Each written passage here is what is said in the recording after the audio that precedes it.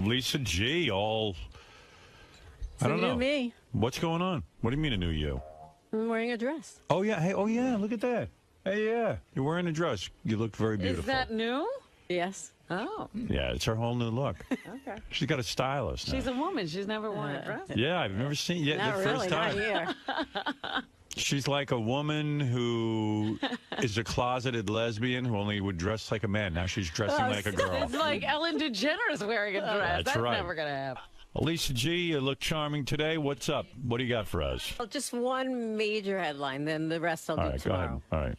JD has broken up with the girl he was dating. How about JD? JD was he could break up? Were they together? Well, it was really more her doing because he didn't really like to go out that much. Right. And I guess she wanted to date, and, you know, there were some other things, too. She actually wanted to leave her apartment. She actually wanted to be in something, so she's broken up the nothing. Here's my guess on that. I don't think JD had a girlfriend, from what I can tell. What do you mean? I don't know. That nothing really was going on? Yeah. Honestly, I think that was a 𝗛𝗵cie𝘄𝗿𝗱. Oh, what? You didn't think I had... Well, hold on. It's Italian for a made-up story. A made-up story? Yeah, I don't think you were dating anyone. How serious was this thing that you... It wasn't any... Dude, it wasn't anything serious. There was no girlfriend. It wasn't... You were banging Then how her. do you break up with nothing? She was just interested in... And going outside. Well, no. Seeing and having some life besides macaroni and cheese and playing video games. Okay. That isn't even the same girl, is it? No. He couldn't get that one. Who's this chick, man? Did you bang her? This is the one he kissed in the office, I think. Oh, yeah, right. Is this That's the why same I one? didn't know what she did for a living. You know what? I can't. I'm not even... I kissed her in the office. I'm not even confirming or denying I kissed her anything vagina anymore. I didn't know. I don't know what she did, and now I don't have to learn. I bit her on the vagina. I was in her office, but I don't know what kind of office it was. Yeah, that was weird. Sorry. So what happened? She broke up with you? There wasn't anything to break up. She is just interested in me more as a friend than... But she made out with you. So she got turned off. Something turned her off. What turned her off, do you know?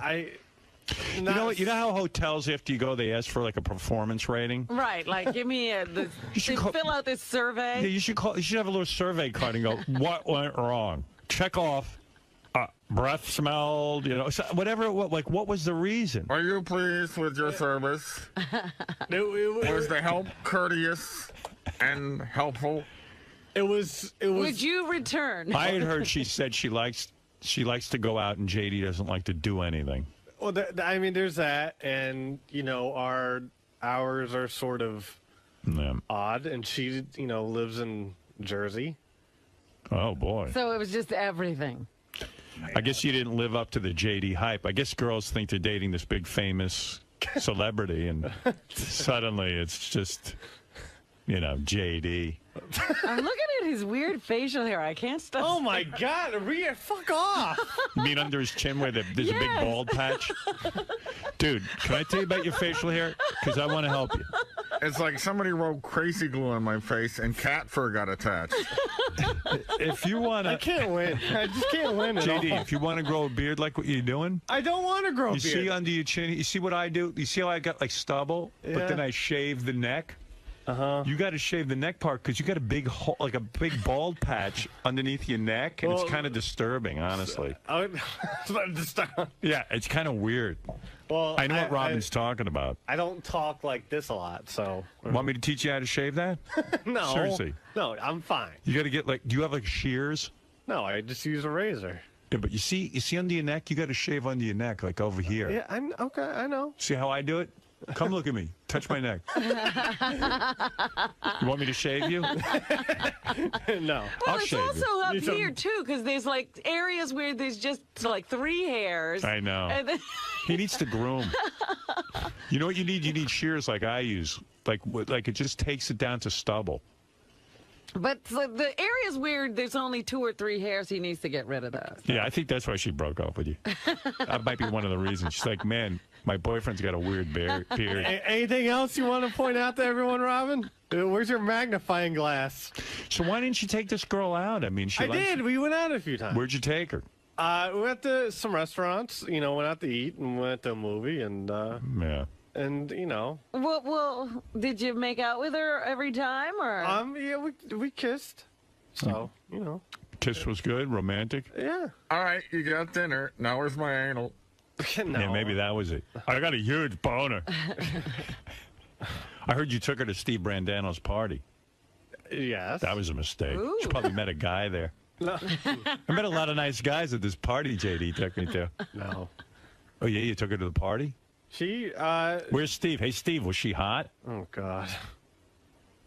Are we just going to analyze everything? Well, why not? What else? Well, what else do we do here? So infrequent that we get a girl to analyze. She doesn't want to with be talked about. Anyways, go ahead. Who cares now? She broke up with you. Well, What can we hurt now? Steve, was she super hot? Yes, she was really cute. I talked to John without JD knowing after the party, and I was like, this girl was really cool. She was into JD. I saw them at one, like, she wanted to watch. Into him? She was. The party was going on outside. I heard you're dating her now. Not yet. Not yet. That's what I mean. Were guys hitting on her and stuff? No, she was into JD. Like I was saying, we were having the party in the backyard, and they went downstairs to like watch the hockey game into my apartment. I came down. They're on one like love seat. Like there was I don't know. They were really close. Making out, and I don't know. She really seemed was to it be weird? Was it like kind of jarring seeing JD making out with a chick? Like walking in on him? It was a little bit.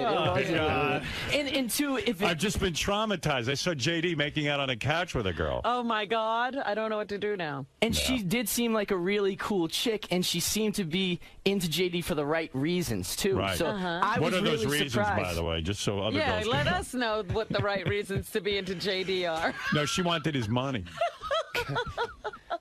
So, JD, this sounds like a hot chick and She everything. liked hockey. Guess you can't force her into it, but Yeah, I mean, I What'd can't. you do? I don't know. if she's making out with you on a That couch, might be what I didn't do. I don't know. sounds like you should have fucked her. I'm not getting into what everything that happened, but you know. You fucked her? It sounds like if she's making out with you in public, she really wants you to give it to her, because that's like saying publicly, "This is my boyfriend," and like she's proud. I mean, honestly, right, Robin? I mean, yeah, she's going out with you. She's not running around the party trying to meet Steve Brandano and the other stars you brought her to. She's with you. Maybe you're a bad lay. Maybe you did fuck her. Oh, maybe I am. You think I'm a good lay? What movie did you take her to? Hot Tub Time Machine.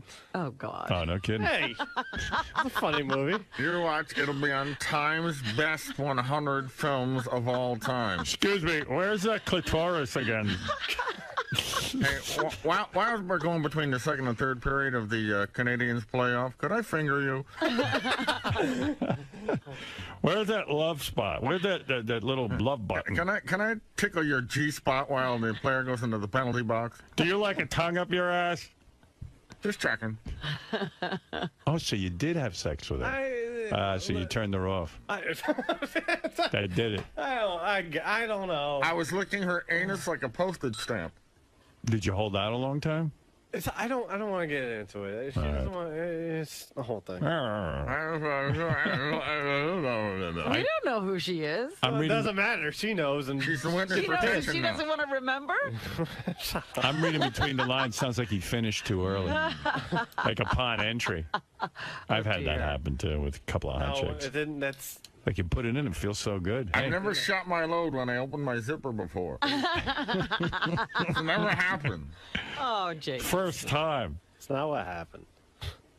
I got my zipper open. Then I came. Give me 15 minutes. I'll get it back. I'll get it up again. Don't worry. Don't worry. And what did she say? When did she lower the boom on you and say she just wanted to be friends? Last week. This was after all these dates, and you called her out. I was just about to put my cock in her vagina. Hey, by the way, I just want to be friends. Now that she told you she just wants to be friends, how's the friendship going? That's gonna. Yeah, I like a girl goes, I just want to be friends with you. Yeah, because I'm gonna be calling you now to be friends. Yeah. I want to be a friend who we never speak. Yeah. And we never see each other. Because someone told me JD brought his girlfriend to watch him co-host that, the show he does with Tracy. She just came by. And then, like, JD gave her a little kiss before he went on the air. So that had to be impressive. He was into her. God, what's that, JD? Kiss me for luck.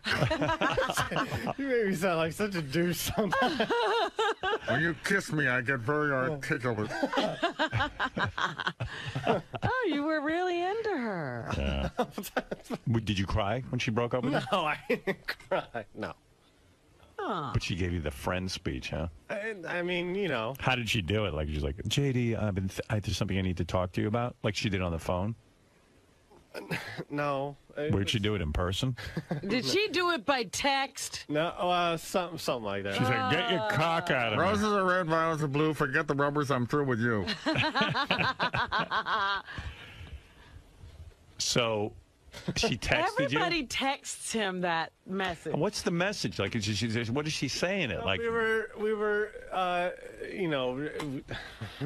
Were you sexting and she said, No. I want to be friends? No, we were IMing. We were in different places IMing, instant messaging. Yeah. And she, in the conversation, she brought it up. And I like that you brought up in a text. Just want, then the number 2, B, just the letter B, friends. Just want to be friends. I mean, what were you talking about? I don't even remember. Like all of a sudden she said, JD, I'm thinking I just want to be friends. And did you describe to her that chances are you aren't going to be friends? Yeah, something like that. And she said herself, like, she found it rare that she liked me because she doesn't like people. A lot of people. What did she say? What? What did he just say? What did you just say? I don't even know what you just said. I think I confused myself. What did you just say? She's not, I don't know what I mean. I don't know. She just finds things wrong with guys, like, real fast. And, I guess she found something about me. I don't know. So you didn't ask her what it was? No, I mean, we did, but she... So what's wrong with you?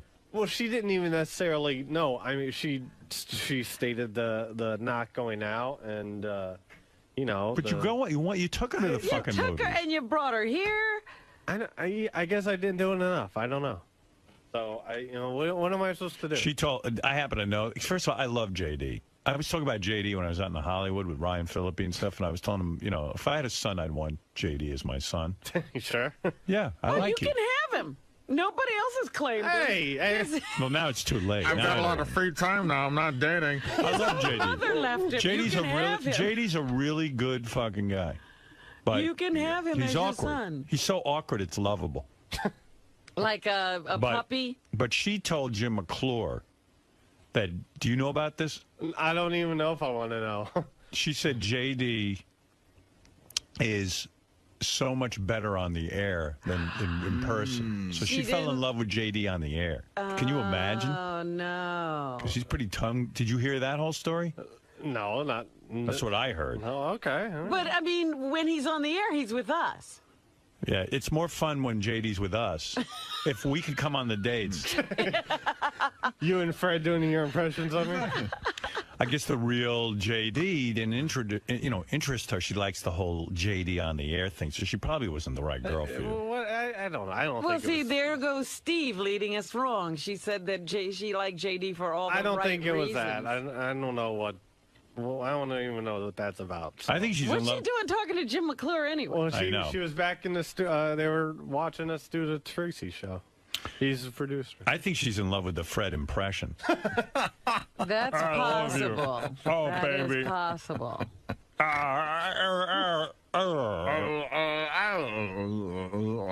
Kiss me. Whatever. You ought to write down Fred's lines. Rim me.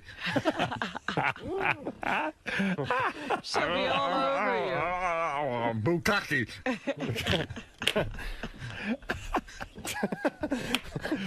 I want to decorate your face like mac and cheese. Did you try any of that dirty talk that you do with her? Like that you did with 𝗛𝗄𝗿𝗍? Like here and there, not so much. Yeah. She wasn't, you know. It's not that into it. Huh? Well, you know, it didn't really get to there a whole lot. I want to smack your ass, please. I want to put peanut butter on your tits. Lick it off. I'm going to put peanut butter on my cock and have you lick it off. I heard you had big boobs, too, the guys were telling me. She had, like, really nice rack. Everyone noticed everything, huh? Yeah. Well, hey, you know what your friends are like here. I know. I would never bring a girl around these guys. What are you doing? I want to suck your vagina until your head caves in. I'll make you look like that little freak in Beetlejuice when the head stunk. Oh, fuck you so hard you look like Beetlejuice.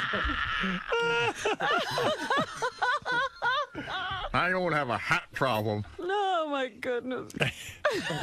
You want to suck her so hard that her head will cave in? She goes down a few hat sizes. You think that's what happened to Beetlejuice? Yeah. I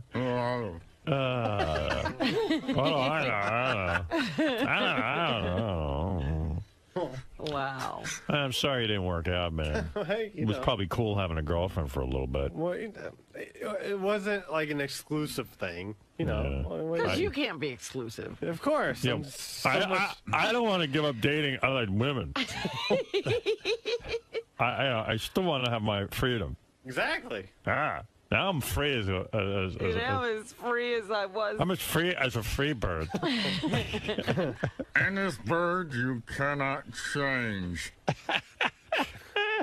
You know, not going out so much. Oh, she had already started complaining. By the way, that's all bullshit. You know, chicks give you a reason, but it's not the real reason. Well, I mean, whatever. But still, you know, I mean, I didn't expect, you know, the Friends rap. So. Shit, she was good looking too, huh? Yeah. Yeah. That sucks. I get the feeling you fucked her, but you're not saying. Because it sounds like if she was making out with you at Steve Brandano's party, she's pretty proud of you. I've said a lot about her that she wasn't happy with, so. What did you say? You've said nothing. No, it's just the whole thing. She isn't, even though no one knows who she is, she knows who she is, and, you know, like a couple people she knows listens to the show, and they know that she was seeing me, so. And it's so shameful and embarrassing to be seeing you? Not that, but she just doesn't want everyone knowing. Right, everything. she doesn't want anyone to know if she put out for you or not. Yeah. Yeah, I could understand that. I understand that. Is this why you stopped shaving? You're like... I've been mourning. You got to learn how to groom that beard, though, man. Well, you ain't going to get another girl looking like that. I know. You look like fucking 𝗑𝗍𝗍. 𝗑𝗑𝗍𝗍. That's some nasty facial hair, brother. You got to clean it up underneath because you got a big hole in your beard underneath your chin. Okay, I know. I see it. It's like it's like a bald guy except under your chin. Wonder why hair doesn't grow in that random spot. Lift up your neck. Someone said it's stress. Like, Let me see. Let me see. Lift up. Look at that. That's weird. I'm like Apple the cat. I'm ripping my fur out. Right. Special needs. It's like an insane person's beard. I've got a retarded beard. Help. Oh, hey, man. I'm sorry. Was my cunnilingus not up to expectations? Probably your dick's too small. Fuck you. Need a big, thick cock. I'm all right. I do okay. I told you some chick broke up with me. My cock wasn't big enough. She found a guy with a bigger dick. JD stands for Junior Dick. All right, let's not get that. I don't need it. It's hard to... No, I bet you got a big one. It's what? What's hard, JD? No. Anyway, hey, you know what? Fuck that. Let's move on. You're going to find a new girl. I know. It'll She be wasn't real the easy. one. She wasn't the one. Everyone knew it. That night we saw you making out at the party, we knew she wasn't the one. All right, brother. Okay. Seriously. And shave don't under tease there. JD and say you want to be his father. I love the guy. Tease me. No, he's just like, you know what? I love JD. He's so awkward and everything. You just want to give him a hug. You know what I mean? You know, his father is King Kamehameha. No. You know. So, leave him alone. He's got a dad.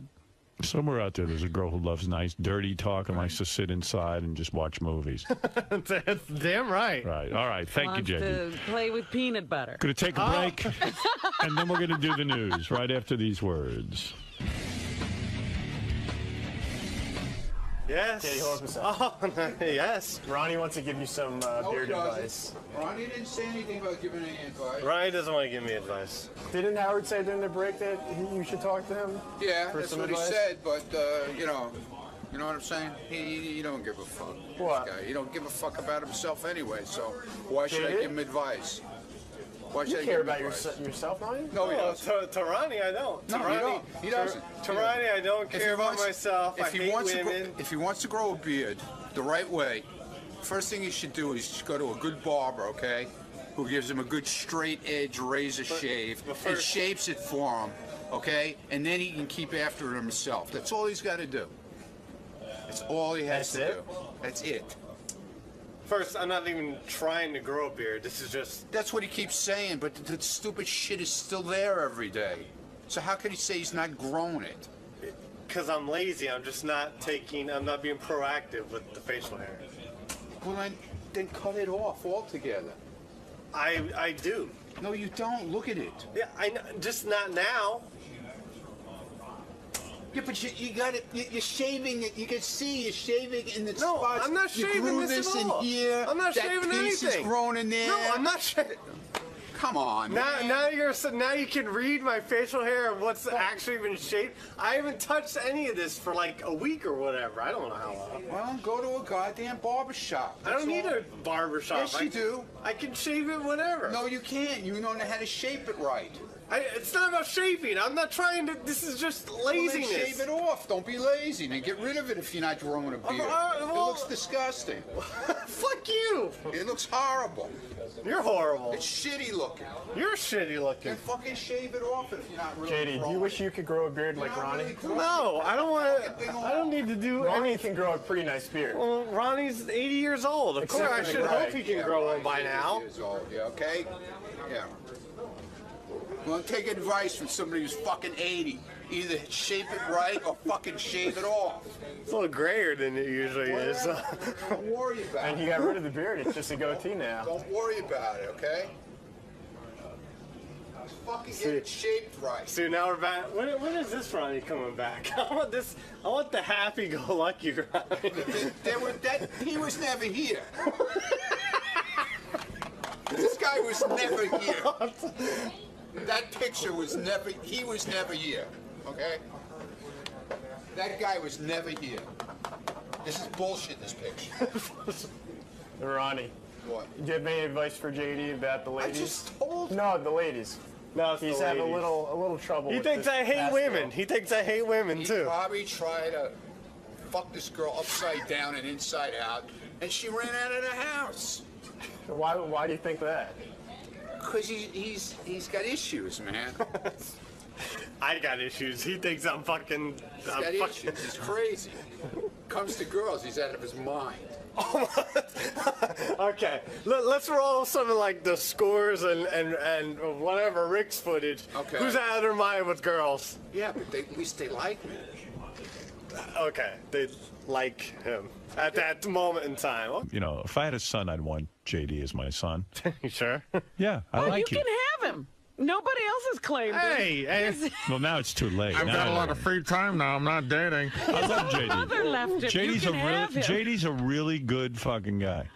But You can have him he's as your awkward. son. He's so awkward, it's lovable.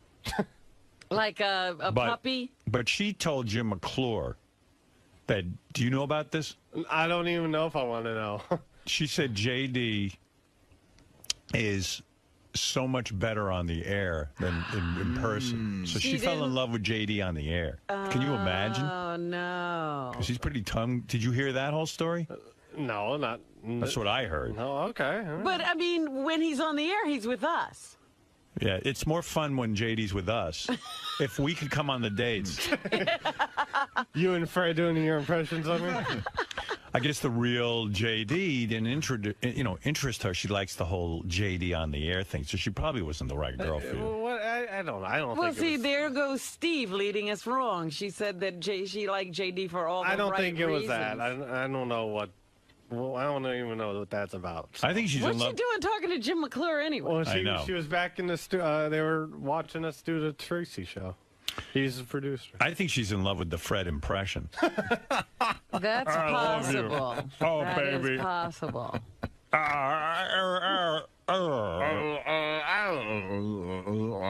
Kiss me. Whatever. You ought to write down Fred's lines. Sorry. So what happened? She broke up with you? There wasn't anything to break up. She is just interested in me more as a friend than. But she made out with you. So she got turned off. Something turned her off. What turned her off? Do you know? You know what? You know how hotels, after you go, they ask for like a performance rating. Right, like give me fill out this survey. Yeah, you should have a little survey card and go, what went wrong? Check off. Breath smelled, whatever. What was the reason? Are you pleased with your service? Was the help courteous and helpful? It was. Would you return? I had heard she said she likes to go out and JD doesn't like to do anything. Well, I mean, there's that, and our hours are sort of odd, and she, lives in Jersey. Oh boy! So it was just everything. I guess you didn't live up to the JD hype. I guess girls think they're dating this big famous celebrity, and suddenly it's just, JD. I'm looking at his weird facial hair. I can't stop. Oh my God! Fuck off! You mean under his chin where there's a big bald patch? Dude, can I tell you about your facial hair? Because I want to help you. It's like somebody wrote crazy glue on my face and cat fur got attached. If you want to... I can't win. I just can't win at JD, all. if you want to grow a beard like what you're doing... I don't want to grow a beard. You see under your chin, you see what I do? You see how I got like stubble? Yeah. But then I shave the neck? Is this why you stopped shaving? You're like... I've been mourning. You got to learn how to groom that beard, though, man. Well, you ain't going to get another girl looking like that. I know. You look like fucking Gabby Hayes. Gabby Hayes. That's some nasty facial hair, brother. You got to clean it up underneath because you got a big hole in your beard underneath your chin. Okay, I know. I see it.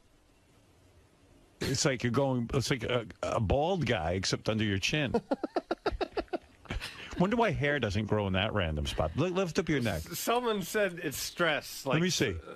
Let me see. Lift up. Look at that. That's weird. I'm like Apple the cat. I'm ripping my fur out. Right. Special needs. It's like an insane person's beard. I've got a retarded beard. Help. Oh, hey, man. I'm sorry. Was my cunnilingus not up to expectations? Probably your dick's too small. Fuck you. Need a big, thick cock. I'm all right. I do okay. I told you some chick broke up with me. My cock wasn't big enough. She found a guy with a bigger dick. JD stands for Junior Dick. All right, let's not get that. I don't need it. It's hard to...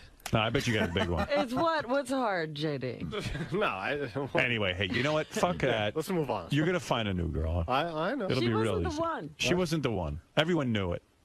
That night we saw you making out at the party, we knew she wasn't the one. All right, brother. Okay. Oh, and he's got a dad. Somewhere out there's a girl who loves nice, dirty talk and likes to sit inside and just watch movies. That's damn right. Right. All right. Thank you, Wants JD. to play with peanut butter. Going to take a break, and then we're going to do the news right after these words. Yes. Yeah, hold up a second. Oh, yes. Ronnie wants to give you some beard advice. Ronnie didn't say anything about giving any advice. Ronnie doesn't want to give me advice. Didn't Howard say during the break that you should talk to him? Yeah, for that's some what advice? he said, but, you know what I'm saying? He don't give a fuck. What? This guy. He don't give a fuck about himself anyway, so why should I JD? give him advice? Why should You I care give him about advice? yourself, Ronnie? No, he doesn't. To Ronnie, I don't. No, he don't. He doesn't. To Ronnie, I don't care about myself. I hate women. If he wants to grow a beard the right way, first thing he should do is go to a good barber, okay? who gives him a good straight edge razor shave and shapes it for him, okay? And then he can keep after it himself. That's all he's got to do. That's all he has to do. That's it. First, I'm not even trying to grow a beard. This is just... That's what he keeps saying, but the stupid shit is still there every day. So how can he say he's not growing it? Because I'm lazy. I'm just not I'm not being proactive with the facial hair. Well, then cut it off altogether. I do. No, you don't. Look at it. Yeah, I know. Just not now. Yeah, but you got it. You're shaving it. You can see you're shaving in the spots. No, I'm not shaving you grew this this at all. in here. I'm not shaving that piece anything. Is grown in there. No, I'm not shaving. Oh, you were really into her. Yeah. Did you cry when she broke up with you? No, I didn't cry. No. Oh. But she gave you the friend speech, huh? I mean, you know. How did she do it? Like, she's like, JD, there's something I need to talk to you about? Like she did on the phone? No. Where'd she do it, in person? Did she do it by text? No, something like that. She's like, get your cock out of me. Roses are red, violets are blue. Forget the rubbers. I'm through with you. So she texted you? Everybody texts him that message. What's the message? Like, what is she saying? It like we were, you know. Were you sexting and she said, No. I want to be friends? No, we were IMing. We were in different places IMing, instant messaging. Yeah. And she, and, you know, in the conversation, she brought it up. And I like that you brought up in a text. Just want, then the number 2, B, just the letter B, friends. Just want to be friends. I mean, what were you talking about? I don't even remember. Like all of a sudden she said, JD, I'm thinking I just want to be friends. And did you describe to her that chances are you aren't going to be friends? Yeah, something like that. And she said herself, like, she found it rare that she liked me because she doesn't like people. A lot of people. What did she say? What? What did he just say? What did you just say? I don't even know what you just said. I think I confused myself. What did you just say? She's not, I don't know. My son. You sure? Yeah, I like you. You can have him.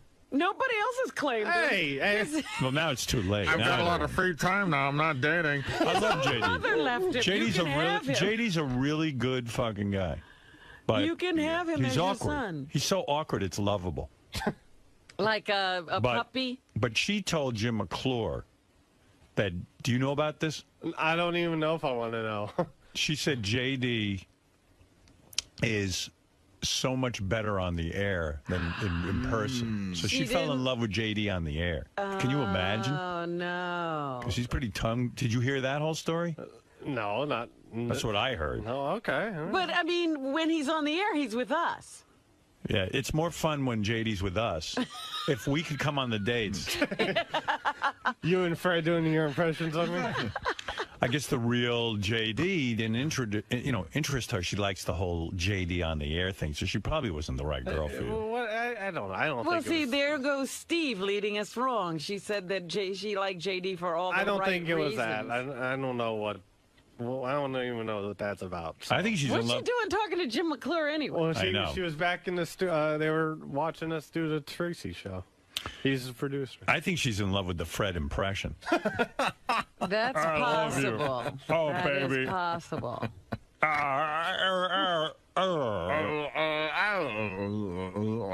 Kiss me. Whatever. You ought to write down Fred's lines. Rim me. I haven't done anything. She goes, I just want to be friends, and then he unfriends her. She can't get what she wants.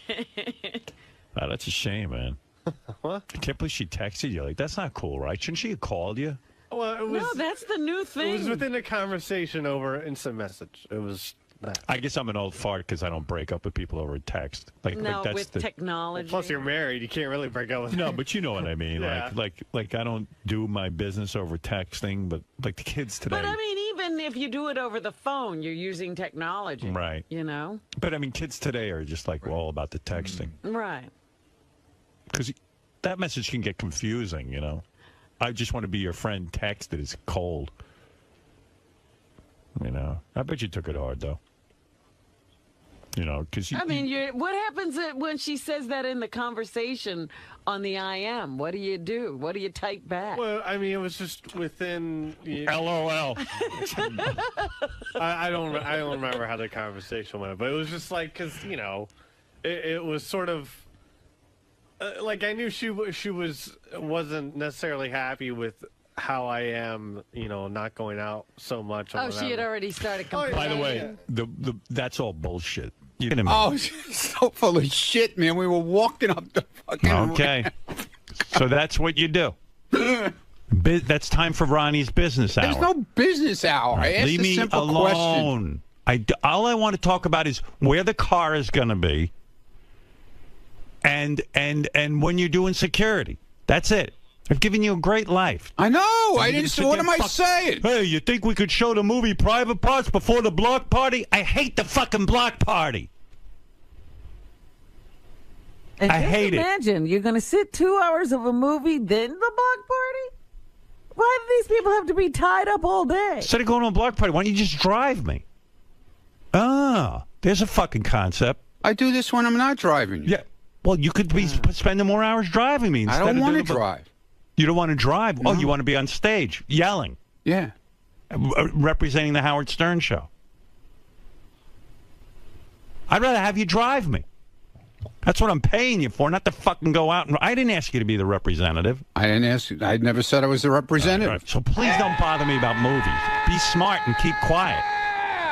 What are you talking about? Go to Gary. Yeah. And then I'll tell you no through Gary. Why would I go to Gary? Because I don't want. Do you understand? I don't want to answer you directly. All right. I got you. You're a guy in over 30 years. I don't feel comfortable saying no to your face. I'm telling you that. Okay. I'd rather Gary do it. Why? Because I don't feel like being direct with you about your business. You can be direct with me. I don't feel comfortable. You can say no. I don't feel comfortable saying no. I'd rather do it through Gary. What's your problem? I have a problem. Okay. Okay. So now you know. Okay. Gotcha. So don't piss on me and fucking I'm not ask me questions. pissing on you. I don't mind pissing on you. By asking me correct If I questions. pissed on you, I would just go ahead and do it. My answer's no. Without even saying anything. My answer's no to everything. Okay. Okay. Now you know the answer. Not to this, though. You already said yes.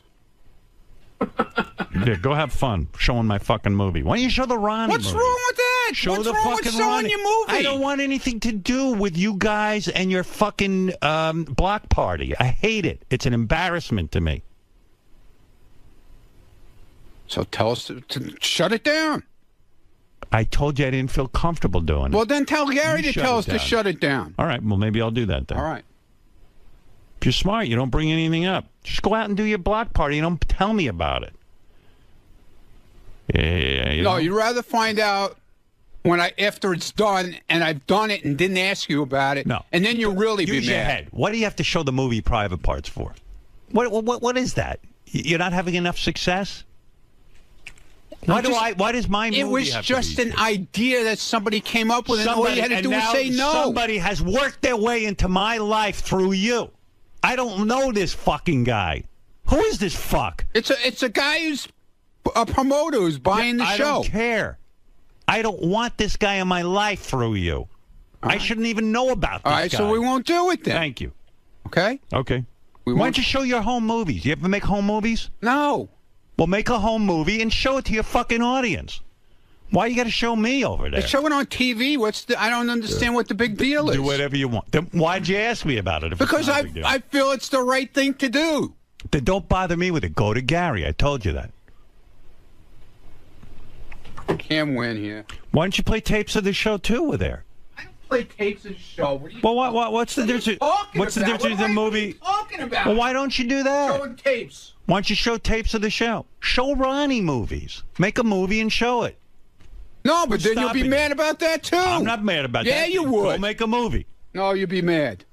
Go make a porn. Oh, Do whatever you want. Make a porn. Yeah, do what you want. Don't involve me. My movie. Who's involving you? It's a movie that they play everywhere. I come up in the fucking elevator. I'm dealing with. There's a promoter out there who bought the fucking. I don't know. He didn't buy anything yet. I'm just saying. He bought a theater in Long Island. It was an idea. Idea. God, man. Are you guys finished? What do you want from me? This is what I don't deal want with. it. I don't want anything. Leave me alone, Ronnie. I'm in the middle of stuff. Come on. I'm doing a show. Get out of here, please. You're the one who called me in. I didn't call you in. Go back and listen to the tape. You walked in on your own. I didn't ask for you. They told me to come in. Well, don't listen to them. I'll tell you when they come in. Never. Ron. What? We talk for a moment? What? What? Have you lost sight of your role here? No! Go away. Lost sight of my role. Ronnie? Yeah.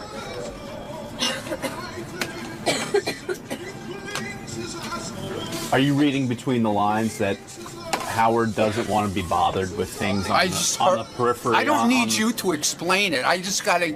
Somebody just explained it to me, okay? I don't need you to explain it to me. How will you navigate? I don't need you to explain it to me. Well, how will you... I don't need you to explain it to me. Question. How will you navigate, going forward, how will you navigate what you can say to Howard? I'll set my GPS. That's how I'll navigate, okay? How do you know? That's why I have a GPS. How do you know what to say to Howard? I'll set my GPS to Howard, okay? Will you be sending everything through Gary now when you just want to say good morning to Howard or something very simple? What? How will you... Don't worry about it. That's not your concern. As a backup to private parts. I'll set my GPS to navigate, okay? As a backup to showing private parts, what will you show in lieu of that? Maybe a Cher concert, something more personal to you? What are you talking about? Because you obviously can't be showing private parts. Who said that? He said it was okay. Well, I got the sense that he doesn't want that to happen. And Ronnie, one more thing. Do you think the block party's gone too far? Do Howard's words echo in your mind that maybe perhaps you're using his name to generate Who's profit? using his name? Well, the promoter that was discussed, the whole concept of the block party. Howard seems to think you're commercializing his name without really his blessing. You don't know what you're talking about. You're making up shit in your head right now. I think I'm reading between some lines here. Yeah, okay. Well, read between the lines of your camera. Ronnie, I couldn't help but overhear.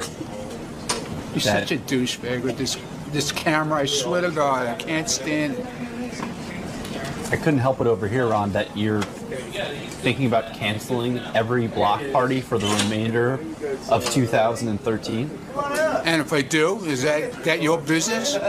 No, but I think it's a major part to this morning's show and the storyline that's going on right now. Do you feel like you're making a rash decision here? Are you reacting? Are you being too reactionary again? Are you automatically assuming that... stop it with your stupid I'm saying, like, does it camera. Mean, just because Howard's mad today, does it mean you have to cancel every single block Well, party? maybe if the, like I said, I know the guy for almost 30 years. I can get a fucking straight answer if I ask him a question. Are you insulted? Do I have to go to Gary? After all these years, I have to go to Gary and ask him? So clearly you're insulted by this new mandate. Yeah, I'm insulted. You think 30 years of loyalty might have earned you the right to have a personal this guy about conversation. shit that you wouldn't believe we talk about, okay? I thought I could go to him and ask a fucking question. I guess I can't.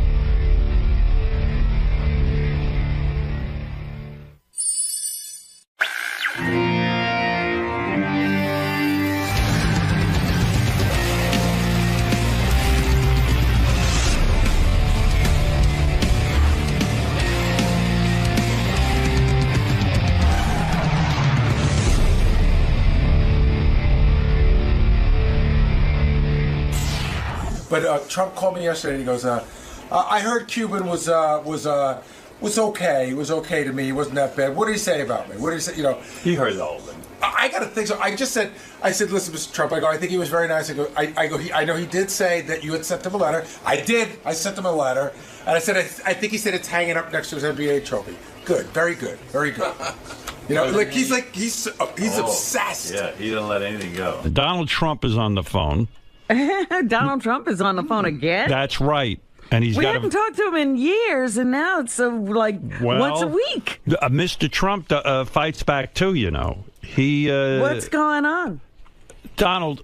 Good morning. Good morning. Very unimportant, actually, but very important in your world. You have such an audience, Howard, and everybody told me that Mark Cuban was on, and he said wonderful things about my family and he did myself, and it was all nice. But he did say one thing that we should at least correct the record. Right? Go ahead. Okay. He said that his show, whatever the hell it's called, Shark Tank. Really not his show. He's one of 4 or 5 people on the show. You know, big difference, right? Right. As opposed to the superstar that's known as Trump, total superstar. Well, you make a point they that actually called me the king of all media yesterday, and I said, no, I have. Somebody wrote an article said I'm the king of all media, and I actually wanted a retraction. I said, there's only one king of all media, right? But no, anyway. but you make a point. Your show, The Apprentice. Well, let's back up. Mark Cuban was on the other day. He was talking. We were talking about years ago. He had a show that was very similar to The Apprentice, called The Benefactor. The Benefactor, which was really a knockoff of The Apprentice. And you got on the air. There were 16 of them, by the way, so he shouldn't feel bad because we had 16 knockoffs. We had one the other day that died. It was called The Job. It was on CBS. And it died after two shows, and which I know pleases you because I love it. Your show was the original one. Right. I love it, Howard. And you love when the original. So Mark Cuban was trying to be a show like yours, and you even said on the air to me, his show won't work. You know, and it sounded like sour grapes, blah blah blah. But meanwhile, you were right. The show went off the air. Well, Mark did something that was a little bit rough because he went out, and, you know, I've gotten along with Mark over the last year or so, but he went out with his show, The Benefactor, and he really went after me. You know, instead of saying, hey, and I spoke to him before the show went out, and he was totally nice. But, you know, some idiot told him to go and attack Trump, and this way you'll get publicity for The Benefactor. So he went after me. Naturally, of course, I go then after him. What did he say at the time? I don't know. You know, my show's going to be better, it's going to be bigger, it's going to be this and that. You know, in the meantime, I had like the #1 show on television. And you felt like you had your back up against the wall and you had to defend yourself. I had to defend myself. Right. So I've watched you do that all your life. I've been watching you a long time. Yes. And so for anyway, years, years go by, Mark Cuban does get on Shark Tank. Shark Tank is, as you say, an ensemble cast. It is not his show. Well, don't go so fast. So the benefactor goes on, and it's a total bomb. And I wrote Mark a very nasty letter. It was really nasty, and it was terrible. And then I heard he has that letter framed. I mean, it was a terrible letter. He says the letter is framed on his desk. It was an all-time classic Trump letter. What did you write? Do you recall? I don't know. Just terrible. What did you say? Terrible. I can't imagine. I wouldn't have saved it. I would have tried to. I would have burned it. You know why he saved it? I think. No, I know. It's motivation. I think that's cool. Yes, it's a motivator. No, I think that's cool. I mean, I was surprised that he did it, but I heard about it. I thought it was very cool. Anyway, we've gotten along very well over the last year or so, and the benefactor goes off, and then all of a sudden Shark Tank comes on. So Shark Tank goes on during the week, you know, which is much more important than a Friday night, and it totally bombs. So they think they're going to terminate Shark Tank, and what they do is they put it on Friday night as a little bit of a filler. You know, Friday night is called Death Valley. I see. Well, you know that. I mean, you know, you have a show on Friday night. It's not a good thing. Right. And it did okay for Friday night. Actually, it did better on Friday night than it did during the week, because during the week it was a total bomb. They thought they were going to have to take it off. And what happens is it did okay, and that was it. So, and it's doing okay on Friday night. But Friday night's not a television night. So maybe they should move it back to a real night, see how it does. So Mark goes on your show, said nice things, but then he did make the statement that the show, Shark Tank, which again is a show of 4 or 5 people that go, you know, do different things. that it did better in the ratings. And I said, whoa, what have we here? Right. I knew it didn't. I mean, I knew that. But so I called up the Nielsen people. I have people that do this. And they called up the Nielsen and the NBC Universal people. And I sent you a little copy of the Nielsen ratings where basically we kill them. Now, you got to understand, not only kill them, but we're in the 13th season now. This isn't a brand new show. Right. After, you look at what happens with American Idol. In the first season, we were beating American Idol. And in the first season, we were, on many evenings, the #1 show.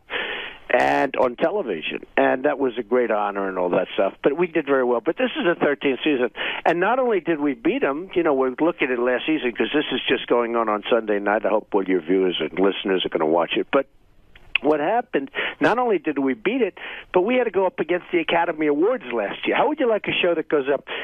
They programmed it incorrectly. That's unbelievable. No. It's a show opened against the Academy Awards. I said, I don't mind competition, folks. I like, I'm sort of a competitive guy, but you don't open a show and have a show against the Academy Awards. So this year they waited. So as you know, the Academy Awards, which, gets 40, 50 million people, the Academy Awards now is over, and our show goes on Sunday night. But despite that, and we did fine. I mean, we did fine against the Academy Awards, believe it or not. But despite that, so I sent you the ratings, and basically it wins in all categories, and easily wins in all categories. And, you have the ratings, and you can read them if you want, but it's not a big thing. But they come right out of Nielsen. So your point is that I just like the truth. You want the truth. I'm an extremely truthful person. Some people would say, why does this matter to you? But I think everything matters to me. Everything matters to you. Things get under your skin. Not under my skin, no. You know what? If let's say let's say he did beat me in the ratings. Right. I would say that I wouldn't be calling you. Right. I'd call you, but I wouldn't be talking about that. I'd try to get off. You try to keep it quiet. No, I'd try. I'd sort of. But when it's incorrect, and when Nielsen is the king in terms of this, whether we like him or don't like him, right? Right. And Nielsen has been very truthful over the years about The Apprentice, and The Apprentice is a monster. And that's why it's on in like 80. So what do you want to say to Mark Cuban? Nothing. I'll tell you what I want to say. He just wanted to set the record straight. He was so nice to my children and to me, right? And so respectful, and talking about how my children are amazing and all that stuff. So I don't want to say anything. I think he's, I think it's fine. But why don't you buy a basketball team and beat his basketball team? I have every one of my friends owns a basketball team. They're miserable. They hate it. They don't sleep at night. Or sports teams. I mean, I see these guys. George Steinbrenner, as you remember, was one of my best friends. Right. You want to see a miserable evening? Go to George to a baseball game, to a Yankee game. It was brutal. Yeah, he loved me. George. Because it's work.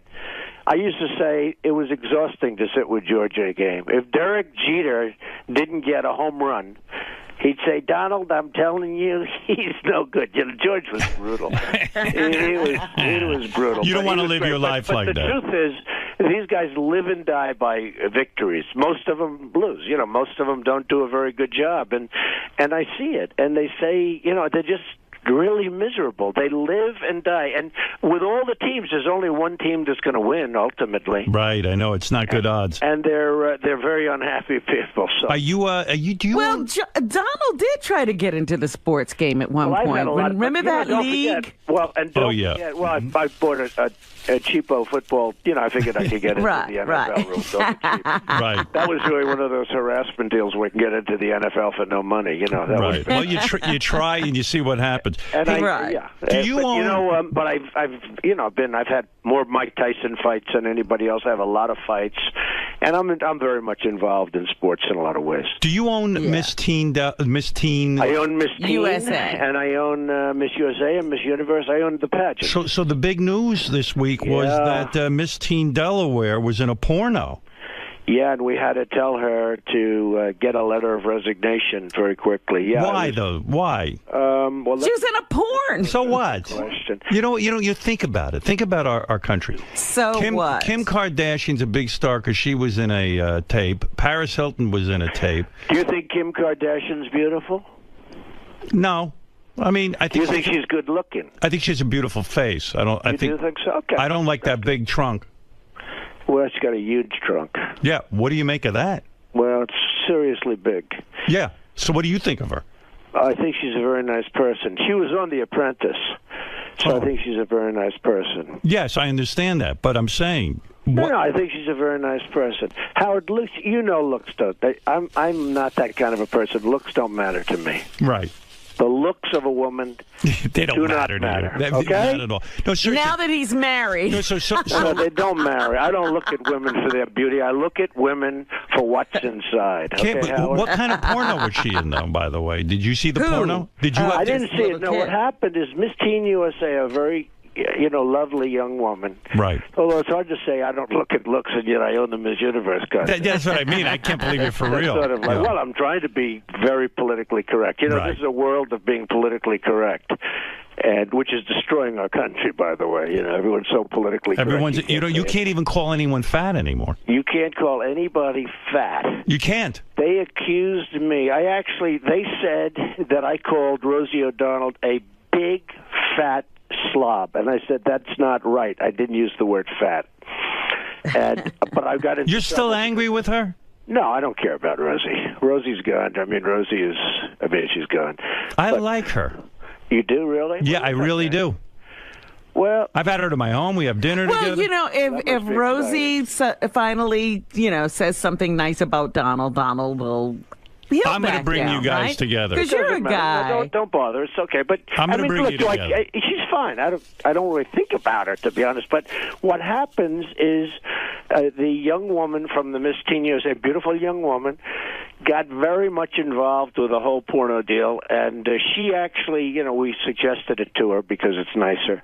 But she actually was, she gave her a letter of resignation. Because, that system, that beauty pageant system, people don't give it enough credit. It's an amazing system. These parents, the way these girls, most of them are grown. I mean, it's amazing. How does it work, though? It's like a military regiment. No, but how does it work? In other words, did she try to cover? She was in a porn, obviously, years ago or something. She was in a porn, and it came out, and because she, it couldn't have been years ago. She's not that old. Within the world of the beauty pageants, Miss Teen USA, that's potentially a Miss Universe candidate, Miss Universe.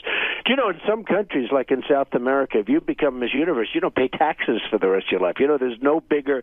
In Venezuela, as an example, and we had Diana Mendoza. You remember the great Diana Mendoza 2 seasons ago on The Apprentice, how beautiful she was. She was like the most beautiful. Super hot. But again, I didn't notice that. Anyway, but that in Venezuela, Colombia, Brazil, if you become Miss Universe, you're like the biggest star. You're bigger than any soccer star. You're bigger than anything. It's the biggest thing. So anyway, but describe to me how it works. In other words, let's say so. Did she try to hide the fact that she was in a porno, and then you guys discover it? We don't know whether or not she hid it, but it came out. And the problem is because she's Miss Teen USA, all of a sudden she has a lot of notoriety, and probably one of her friends that's jealous of her because that's the way life works. Everyone's jealous. They're all jealous of you, Howard. Of course. They all kiss your ass, and then they, behind your back, they say you're terrible. But what was she thinking being in a porn? I don't know. Well, because it was before she did this. Was it a home She tape? didn't know she was going to be Miss Teen USA. She figured she'll do porn, she'll make some money, and then she'll become Miss Teen USA, unrelated. And that's what happened. She won Miss Teen Will you watch the porn? I want to see it because... Will you call me and let me know how good it is? You're going to watch it because you know what? She must be insanely... When do you see a girl that insanely hot in porn? She's supposed to be very beautiful. I mean, I've met her once quickly, but she's supposed to be very beautiful. But she got involved, and she actually offered her letter of resignation, and we had to accept it. You would not have. You would not have accepted it. Oh no, I would have made. You would have said you're a double winner, right? Well, if she hadn't resigned, what would you have done? Would you have just fired her? Well, we probably would have had to. It's a very unique system. I mean, the parents would have gone nuts. The people that, and it's a big. I look at the different magazines and I see how they're dying. Right, they're just dying. It's over. You look at pageant. Did you ever hear of a word magazine pageantry? No. It's things like 2 inches. You never saw anything like. I'm heterosexual, of course. Okay, pageantry, but it's a magazine on beauty pageants, and it's like through the roof, and it's just amazing. It's a big deal, and she did this, and she was forced to, and she was asked to, but she resigned, and she did the right thing. Did your Twitter account get hacked? Yeah, it got hacked. How does that happen? Somebody, well, you know, you got a lot of geniuses out there, and I have a hot Twitter account, @RealDonaldTrump. Will you tell your people to hook in? So, @RealDonaldTrump. Isn't it crazy to you that, crazy. like, somebody that smart is busy wasting their time hacking into your Twitter? Yeah, it doesn't do them any good other than they get arrested. You know, it's like crazy. So we're looking at it. If you had that ability, wouldn't you spend every minute, like, inventing stuff and becoming very wealthy? Well, they hooked in, and they put a quote from Lil Wayne on my account. On your account? And for 10 minutes, I was really ridiculed. You know, all the enemies said Trump has lost it. This was something to do with the hose and women. All women are hoes. So, you know, I mean, this thing came out, and I'm going to have, like, in a very short period of time, over 3 million people. Wow. And it's a big deal. And sure. I think they pick up 20 to 25,000 sometimes a month. And, you know, it's just going through the roof. How many tweets do you do a day? Mine's new compared to some of these. What? How many Twitter followers does Mark Cuban have? I don't know. I didn't check. Don't you? You have to I hope check. He has a lot. I didn't check. Don't you check every day to see if you have more followers than Mark Cuban? No, but Cuban? I have other people that I do check that with. And you know, you tweet? I do have other people. Who do you check? Who do you check? Who do you check? I have very important followers. I have, you know, haters, and I have losers, and I have reporters, and I have everybody's on mine. But I know you. You must have actually researched this whole Twitter thing, and you probably have people who know how to cultivate it and how to, like, you know, handle this Twitter thing. I have great people, but you know what? More importantly, but it's my thought. I mean, it's my thoughts. Nobody else will give thoughts like this, and you know, I don't know if that's good or bad, but it is my thought. Like, for instance, the Pope. Why is he? He should just ride sit it back out and die. He looks so bad. Everyone's saying, "What did he do wrong?" You know, they said it wasn't the first time. I said, "Oh, really? When was the last time?" 600 years ago. Okay, look, let's call that the first time, right? But the Pope should just sort of sit back and enjoy and relax. Of course. Put some other people and run it, and you die. You know, I'm used to watching old popes, like Pope John. I mean, the guy couldn't even walk. He was bent over like a pretzel, and he was cool. But the thing is, Donald, you must imagine that something very bad is forcing him out of office. There probably was, but I don't know. This Pope didn't resonate. You know, a little bit like Mitt Romney. Mitt Romney should have won the election, and I liked him, and I do like him. He's a nice man, but he didn't resonate. He does. You don't warm up to this Pope. You know, I liked Mitt Romney, and I call them the same. This Pope didn't resonate. First of all, he comes from Germany. Somehow, you know. Hey, I'm part German. You know, a German Pope. I'm not sure that works. What do you think of the new black Pope, maybe? That might be a big deal. That would be very exciting. Donald wants to see a birth certificate. Do you want to see a birth certificate on the black Pope? That would be very exciting. Very exciting. Hey, but listen, on the Twitter. So it's like I'll have 3 million, 4 million people within whatever period of time, right? So for, you know, millions of people. So essentially, I own more than the New York Times by a lot. Right. And I don't have to sustain the losses. That's true. You know, the New York Times used to have a lot of power. Now it's a whole different thing, and it loses its ass. You know, I mean, the newspaper business is going to be over very soon. When people see me reading a newspaper, like my kids, Ivanka comes in. She said, "Daddy, what are you doing?" She looks at me reading. What is that? She doesn't understand what I'm doing. I know. It's You're such getting your hands dirty with that print. Why are you doing that, Daddy? And she picks out her computer. She presses the name Donald Trump, and she gives me 20 stories. Don't you? Isn't there something you love about still holding a newspaper in your hand? Me too. We're old-fashioned. Yeah. You too. Yeah. We're old-fashioned. But you get about 10 years younger, it's like they look at us like, forget it. Hey, do you lay in bed and watch the Oscars, and do you tweet during the Oscars? Well, I did this time, and I got it. Are you laying in bed with your wife when you're watching the Oscars? Generally speaking, yes. Were you completely nude and she was nude? Well, let's not comment on that, but she has at least she has a great figure. You ever tweet, "We're here completely nude"? Yeah, but we won't comment on that, but she has a great figure. But I did tweet on the Oscars, and I... Yeah, you didn't like the Oscars so much. No, I thought they were... I think I didn't... First of all, I thought the set was terrible. It was so tacky. It was disgusting. I really thought Seth MacFarlane was fine. Right. I thought that I don't like him. You know, he did me on the Comedy Central roast. They roasted the hell out of me, by the way. Right, I remember. Yeah. He was the guy, and he was terrific. He was terrific then, but he could really be the Seth. He was held back, even though they said he went too much. He was held back. Right. But I thought that you know, there was a lack of glamour. I mean, even the woman who won, she falls down the stairs. You know, that's very glamorous. That dress, I mean. No, think of it. Yeah. Think of it. In the old days, Vivian Lee. They knew how to do it. But you know, you're right in a way. Vivian Lee did not fall. Clark Gable did. You're right. Her falling down was sort of the symbol, if you will, of the whole thing falling apart. Yeah, the whole. No, I thought it was fine, but I didn't find. And I tweeted. I said, "Where is the glamour?" Because I'm a romantic. People wouldn't know that about me, but I'm a major romantic. But I said, where is the glamour? Where is the beauty? There's no beauty. There's no glamour. Why can't I warm up to that Anne Hathaway? I find her annoying. You know what? I'll tell you what. It's going to happen.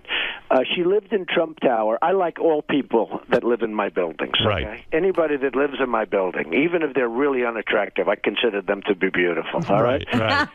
So what happens is she lives in my building. She lived there with the Italian scoundrel. You know the scoundrel? Oh, yeah, Yes. yeah. And we didn't know. He paid his rent on time until the very end. You know, it was one of those things. But she got lucky when she got rid of this guy. But she lived in my building, so I got to see her up close and personal. I wasn't a fan at all, but she's grown on me. You know, it's like the Mona Lisa. A lot of times you'll have a painting. Friends of mine that really do the paintings big league.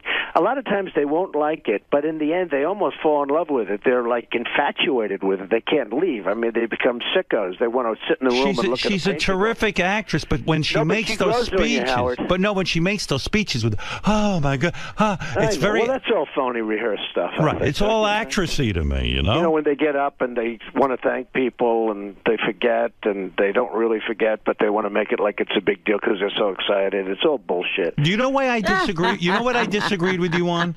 What? I feel this movie, Django Unchained, was one of the greatest movies of all time. No, I didn't think so. Did you watch it? I'm with you, Donald. Wait a second. Did you watch it? It was a movie that. First Donald of all, loves look, movies. Okay, for those of us, it's and great, and it's not racist. Okay, but for like the sick kid up in Massachusetts, up in Connecticut, that wacko kid, that dirty wacko kid. Lange? Now, if a kid like this is going to see this movie, you know, if you're a little bit off to start off with, that movie is not good for people to see. Okay, because I've never seen a movie where so many bodies exploded as a bullet hit them. I mean, I've never seen a movie that bad in terms of that. And, you know, I just Terminator. thought it was a terrible movie. I thought it was a totally racist movie. No, why would you say it's that? Not in racist. fact, I thought it was racist. I'll tell you why it's not racist. First you had the white guys killing the blacks, then you had the black guys killing the white. I thought it was a terribly racist movie, and I thought it was really vicious and really. I thought it was bad. You know, these people that talk about gun control and should we have guns and shouldn't we have guns. But when you look at that movie can really screw up some kid that's a little I bit admired that movie, and I'll tell you why. It reminded me, even though it's a fantasy, it reminded me that our country was based on something so horrible, so horrific, slavery. And that if anything, it had the opposite effect on me. It made me feel more empathic with the black plight. Well, I didn't like it, and I thought it was a totally racist movie. So what are you going to do? I think you're reaching, Howard. You're Not saying at all. that Yeah. movie I'm did telling that you. for everyone. That did that for you For and me. no one I else. think Howard's It was totally. I think Howard's trying to be politically. Not at all. Absolutely. I returned. You know, this I think this is the most ridiculous thing I've ever heard. Halfway through the movie, I turned to my wife. I said, "Quentin Tarantino is a genius, and this is one of the most emotional movies Because I've ever you're seen." adding something to the movie that's Bullshit. not there. You're all crazy. trying to be politically correct. Really? And He's this being is a headline. outrageous. You know, Robin, this is going to be a headline tomorrow. I'm in the not New York trying to be Post and the politically Daily correct. News. There's going to be a headline tomorrow. Howard Stern tries to be because no. How long have you been on the air, Howard? Donald, this is how I really feel. Ever that he's been politically correct. I'm telling you my true belief. I've always been honest. Movie, Howard, and it was a shitty movie in my opinion. One of the best movies ever made. It was totally just a revenge movie. It was nothing. I thought it was a nothing movie, and I thought, when a bullet hits the body doesn't have to explode for 2 blocks away. The whole thing was disgusting, and that happened hundreds of times. I thought it was disgusting, and I thought it was very bad for young people to see that movie because I think it can really influence them. Did you have sex during the Academy Awards? No, I didn't. When's the last time you had sex? He paid attention. When is the last time you had sex with your wife? Well, let's see. What time is it? Come on, be honest. What time is it, Robert? Be honest. I won't say that, but has it really been that long? I have a great wife. I do. I have a great wife, a beautiful wife. She was on the cover of Avenue magazine. She's been on many, many covers, including Vogue. She's a great person. Will we ever see and her a very nice person. Will we ever see her do a nude layout? No, I don't think so. That's a shame. I tend to doubt it. Very sexy woman. I tend to doubt it. I think if we do, I will not be a happy camper. And that woman stays in shape, man. Oh, she's in shape. But she's naturally in shape. It's not a big workout deal or anything, which is nicer, to be honest. Well, she knows with you she's got to stay in shape. Well, I saw a woman the other day. She's in shape, but then I touched her arm, and it was like, a piece of steel. That's right. I don't like that. No, she's naturally in good shape. Absolutely. She's a very beautiful woman, considered one of the great beauties of the world. So I don't know how I got her because, beauty doesn't matter to me. That's right. Yeah, I told you that. Did you wake up one day and go, oh, my God, she's actually beautiful? No, that's the way it happened. You fell in love with her personality first. Well, listen to me. I fell in love with her soul. So listen, Howard, I'm going to do the Today Show now, so I have to run. But I will tell you, see who I do first? I do Howard first and Robin. Who will... Robin's so important to you, Howard. Do you have any idea how lucky you are, Howard? I thank God every day. I mean, Robin is just great. She's got such a way. She's fantastic. That's true, and I mean, I've said it a long time. She is fantastic. This is not a major breaking story, but she is fantastic. You're right. Thank you. You're absolutely right. So, Howard, I just wanted to call you up at the Nielsen ratings. And very good. We have it. The Apprentice versus that other show, right? Shark Tank, which is fine, by the way. I think it's fine. But if you look, The Apprentice blows it away. Do you have the Nielsen ratings? I have it in front of me. You're not lying. Confirm that. I am confirming it right now. Thank you. By the way, answer this one question. How old is Melania allowed to get before you cut off her age? Well, I'd love to give you an answer there, Howard, because I could do, but then it becomes a headline, and so I would say this: when she's 80, 90, I would still consider her a great beauty and a great wife. Yeah, I think this marriage is going to last. I always said it. Well, she's very strong and very nice. I mean, she understands me. She gives me my space, which I really need. One quick story on Melania, because I have a couple of minutes. They just helped me. But one quick story, because I do love this show. One quick story. So Tom Cruise calls me, and he wants to go to the Wellman skating rink. So I call up Melania. I say, can you believe it? Tom Cruise called. Do you believe it? She goes, but why do you tell me this? You're a much bigger star than him. He is nothing compared to you. He is nothing. Tom Cruise is just a movie. She's amazing. The biggest star in the world. There's no bigger star. She knows how to get you hard. Well, no, I said, really? Do you believe that? Yes, of course. Don't even waste my time by telling me about that. And I'm saying, other people, if I said that, they'd say, I can't believe, what does he want you for? So she's very smart, and she's a terrific woman, and that's good. She loves you. And I love you guys, and take care of yourselves. I just want to set the record straight. Who will be interviewing you on the Today Show? Matt Lauer. All right, very good. Okay? All right. So long. So long. Bye-bye. Bye. The wonderful and vivacious Donald Trump, who reminds us that he is beating Mark Cuban in the ratings, even still.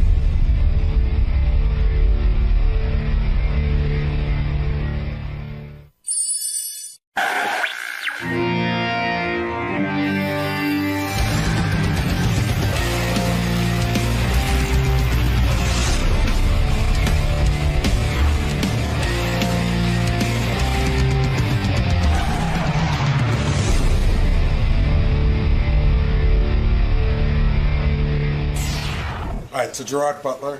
He says he went to meditate on this pilgrimage at this Hindu temple, and he felt like he was Jesus Christ when he came back. Like he could shoot fire out of his hands.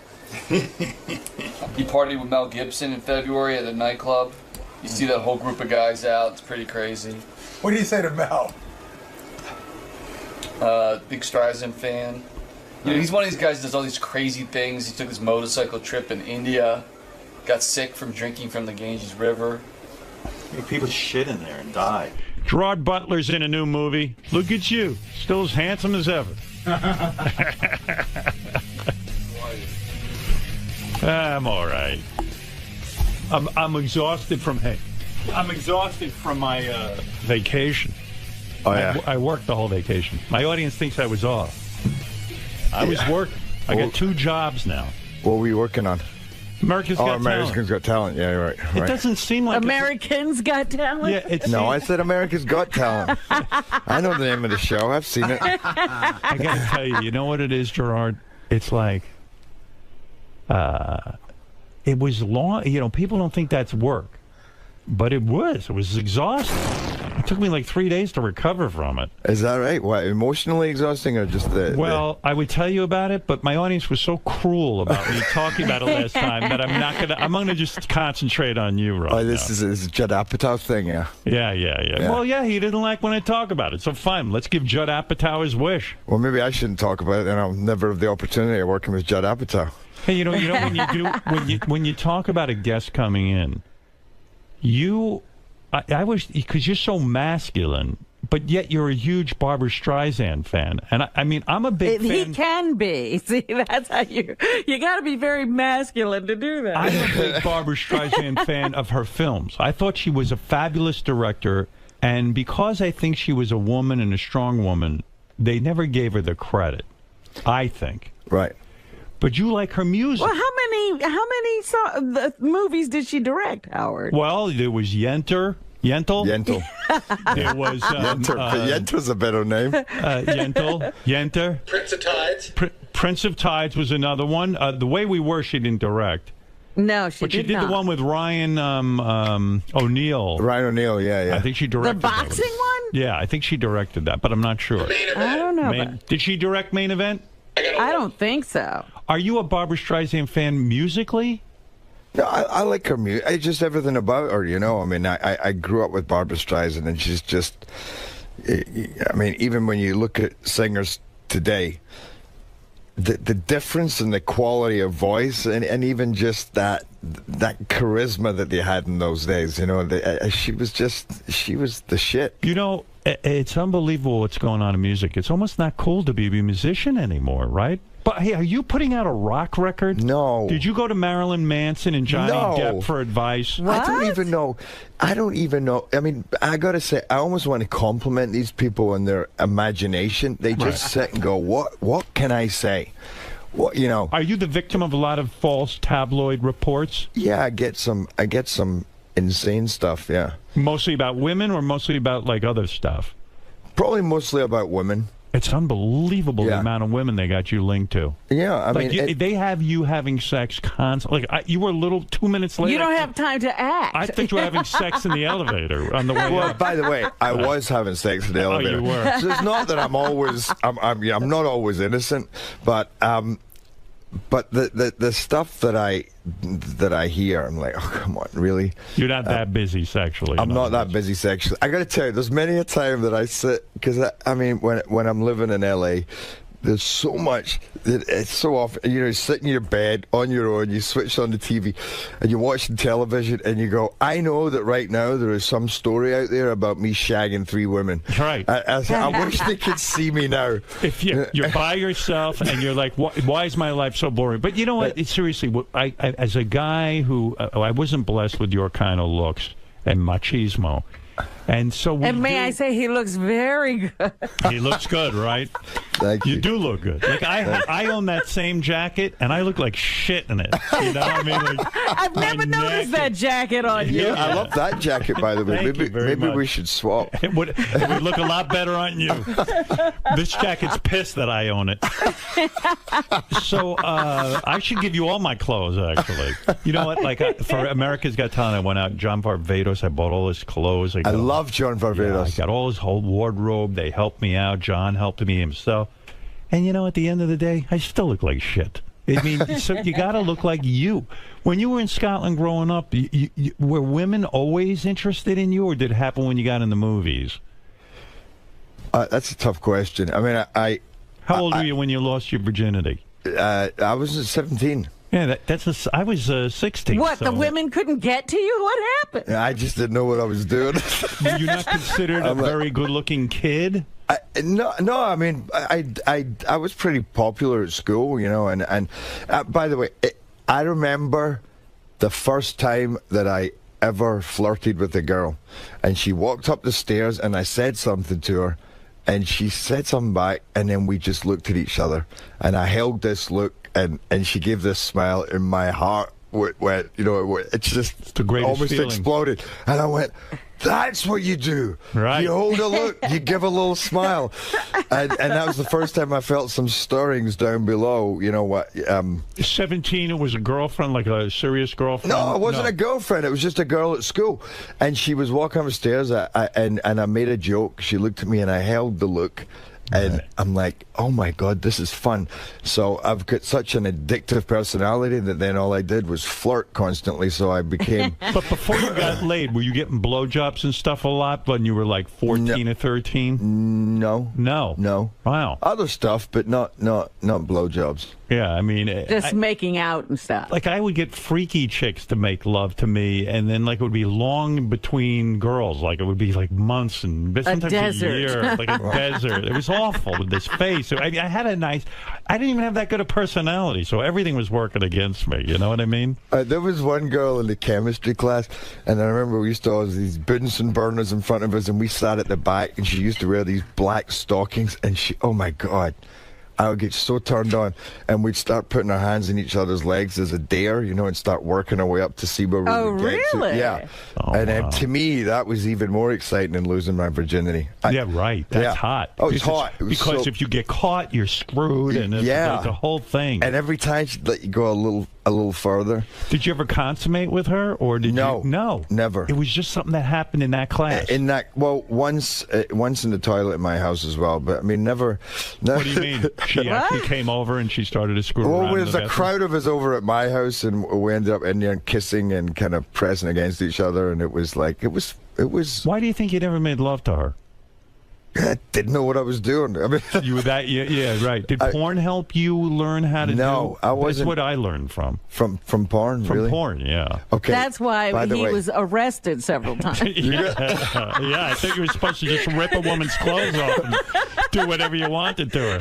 I didn't know you had to ask permission. Okay, you're leading me to so many. I went through to my brother's house to visit him in Edinburgh when he was a student. I just started law school, and the guy in his room had a box, I swear to God, 4 feet high, full of porn magazines. I didn't have any porn magazines, and he was throwing them out. My brother said, "Do you want some of these?"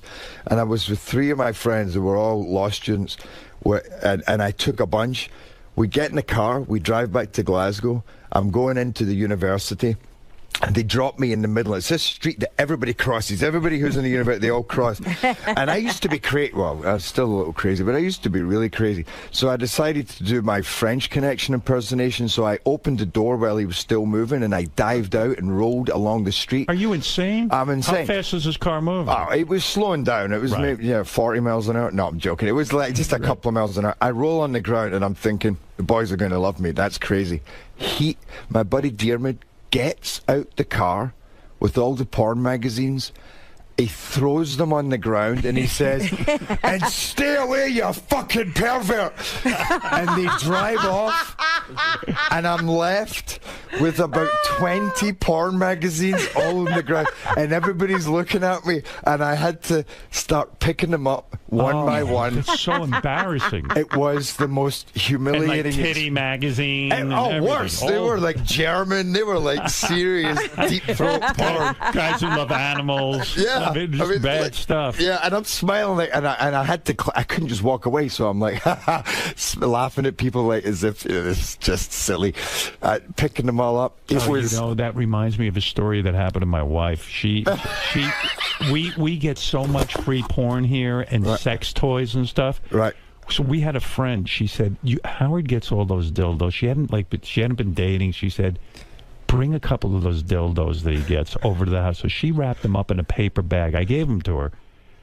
She's walking down the street. What are the odds of this happening? The paper bag rips, and the dildos are all over the ground, and she has in front of like tons of people picking up like a black dildo, like 12 inches this long. You know what I mean? It's just so fucking embarrassing, right? I mean, it's too much. When you're picking up porn off the street, and people and women are probably like looking at you like you're dirt. Yeah. Oh, it's just awful. By the way, there was another time. You just reminded me. I was in a bar, and for some reason, I had a. But it's not like I used to carry a lot of condoms around, but I had got a bunch, and I had 5, and I put them in the inside of my pocket, and I'm sitting in a bar. It was an old beaten-up denim jacket, and it had a hole in the inside. So I'm sitting talking to this guy, and there's a bunch of girls, and this girl walks over and says, "Excuse me, buddy," and she picks up 5 condoms from the ground. Oh, my God. That it looked like I'd crapped them out. And then you look like a douche. I mean, it was not my best moment. Right, it's like, oh, there's Gerard Butler, the guy who carries like 5 condoms because he knows he's going to get lucky. By the way, now that I look back, I think it probably made me look pretty, pretty masculine. Yeah, babe, what about it? Do you still wear a rubber when you're with a new chick? Yeah. You do? Yeah, I'm going to say that anyway. You know, you have no idea how many guys I interview, single guys like yourself, good-looking dudes, they don't use rubbers. It's like, and they laugh at me because I use one. You still use one? Yeah. You're gonna He's laughing at you too. Yeah, I use one. But how am I supposed to have birth control? Oh yeah, that's. I mean, know. seriously, I don't want to, have more kids. Does Gerard have like children floating around out there? Apparently not. Right. I mean, I always thought when 300 came out was a big success. That I'm like, I was waiting for a call. I thought if there's somebody out there, right. this is the time. This is the time. Yeah, but I didn't hear anything. Do you worry about your looks? Honestly, seriously, because I mean, everyone, all these women carry on. Everyone, how good looking, and part of the reason you get all these leading roles is because you look like a leading man. I mean, your new movie's coming out. You're a leading man type. Yeah. But do you have to sit? Do you worry like when you go and play sports or something that your face is going to get fucked up? Or I mean, I would be paranoid about that. No, I'm not saying that you don't look in the mirror and go, "God, I look like shit today," or I need to get more Botox or something. Right. Do you get Botox? No, I don't. Would you ever do it? No, I mean, I don't think like that. I don't. I don't think that. It's funny because I said to somebody, I said, "Look at this. Look at all these wrinkles I'm getting here." And he's like, "Dude, it looks. For a guy, we're lucky because it works. To me, it's character." In a way, I've always considered myself blessed because I could never lose my looks. I never have. You know what I mean? Like guys like you have to worry about it. I don't. You're a good-looking man. Stop saying that. Yeah. But seriously. If a producer says to you, look, like they have the role of a lifetime for you, you read this script, you love them, they go, hey, listen, man, do a little Botox around your eyes or something. Would you do it if they told you? Oh, if it was for a role, you would do it. Because I'd be just as happy to make myself look ugly, or get fat. Right. I'll if it's for a role and it's something you're really willing to commit to, then yeah. I mean, I would do it for that, but not for my life. I don't care enough like that. It's there's certain things in coming from Scotland that it's just you're not wired that way. Scottish dudes are very masculine. They don't sit and think about Botoxing. Yeah, when I came over here and guys started talking about trimming and stuff, I'm like, what the trimming fuck is that? You don't trim your bush, do you? No.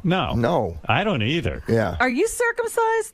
No. You're not? We don't do that. Do chicks freak I out? still have the umbilical cord attached to me. They don't even cut that.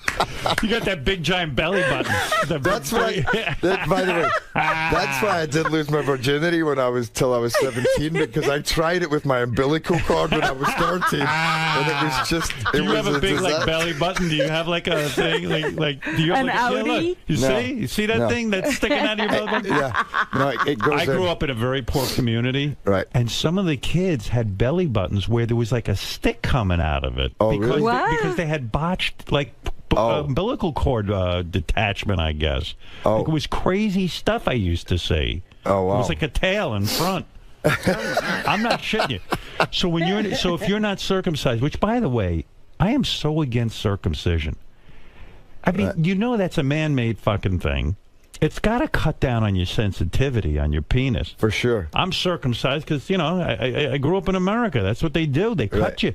But it's got to be wrong.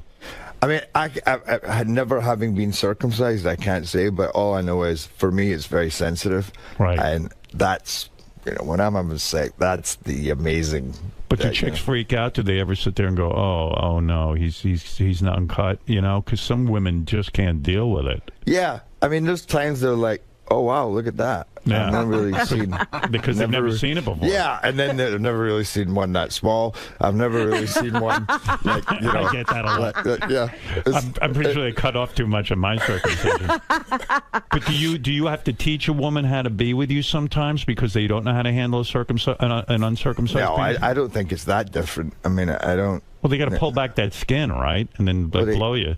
Don't they have to pull back? Oh, no, I don't know. I don't know enough about... Oh, really? It's not the pull back? I don't know. I've never handled an uncircumcised cock. I mean, I've never handled a circumcised cock. If it was the right role, would you get circumcised for your... No, that would be going too far. Because Fred's uncircumcised, and he always talks about he had to learn how to clean the thing. There's always cheese in there and shit and all kinds of stuff. No, by the way, you only get that if you haven't been... You know, if you haven't been careful in the first place, you got to. That's the thing. Your hygiene. You got to be a little more careful about hygiene. Rightly so. Yeah. Yeah, absolutely. Yeah. It's good conversation. Good morning. Let me tell you something. These chicks love you so much. You could sell your cheese on the open market. People would pay you. I'm telling you, these girls want it. Okay. Like Robin, if Gerard said, "Hey, look, I'm going to make love to you, but I haven't showered in a week." So you're going to have to put up with my cheese. You would. You would. You know you would. You would. Stop it. Seriously, Robin? Okay. I know her. She would. Okay, we'll talk after. It's a nice snack afterwards. Give me a break. Please. Ugh. So when you were growing up in Scotland, and I remember the last time we talked, you were a lawyer, which is crazy. I mean, you went to law school. Going to law school anyway. Yeah, and I mean, and then you decided to become a movie star and an actor. And you know, I'm thinking about this. I'm looking at you now, and I remember the movie 300 where you really bulked up, and because you were saying earlier you would get fat for a role and stuff. I mean, you're super trim right now. Yeah. You must have put on 20, 30 pounds of muscle for 300. It was about 30 pounds. Yeah. Jesus. Yeah. I mean, that was months and months and months of training, and I don't know if I have that drive now, but then I was so driven because when I got that role.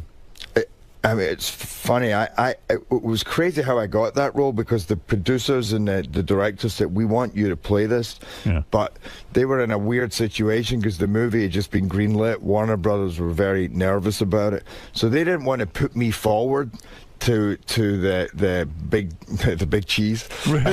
Everything we do is cheese. The big cheese. Yeah, right. And Warner Brothers said, were they nervous because you weren't a big name? Yeah, basically, yeah. I mean, at that point, you know, and they didn't know also, are they going to say that's, you know, is Alan Horn, who was the president, then going to say that's the guy we want? So they said, we're going to do this in a weird way. We want you to personally call Alan Horn.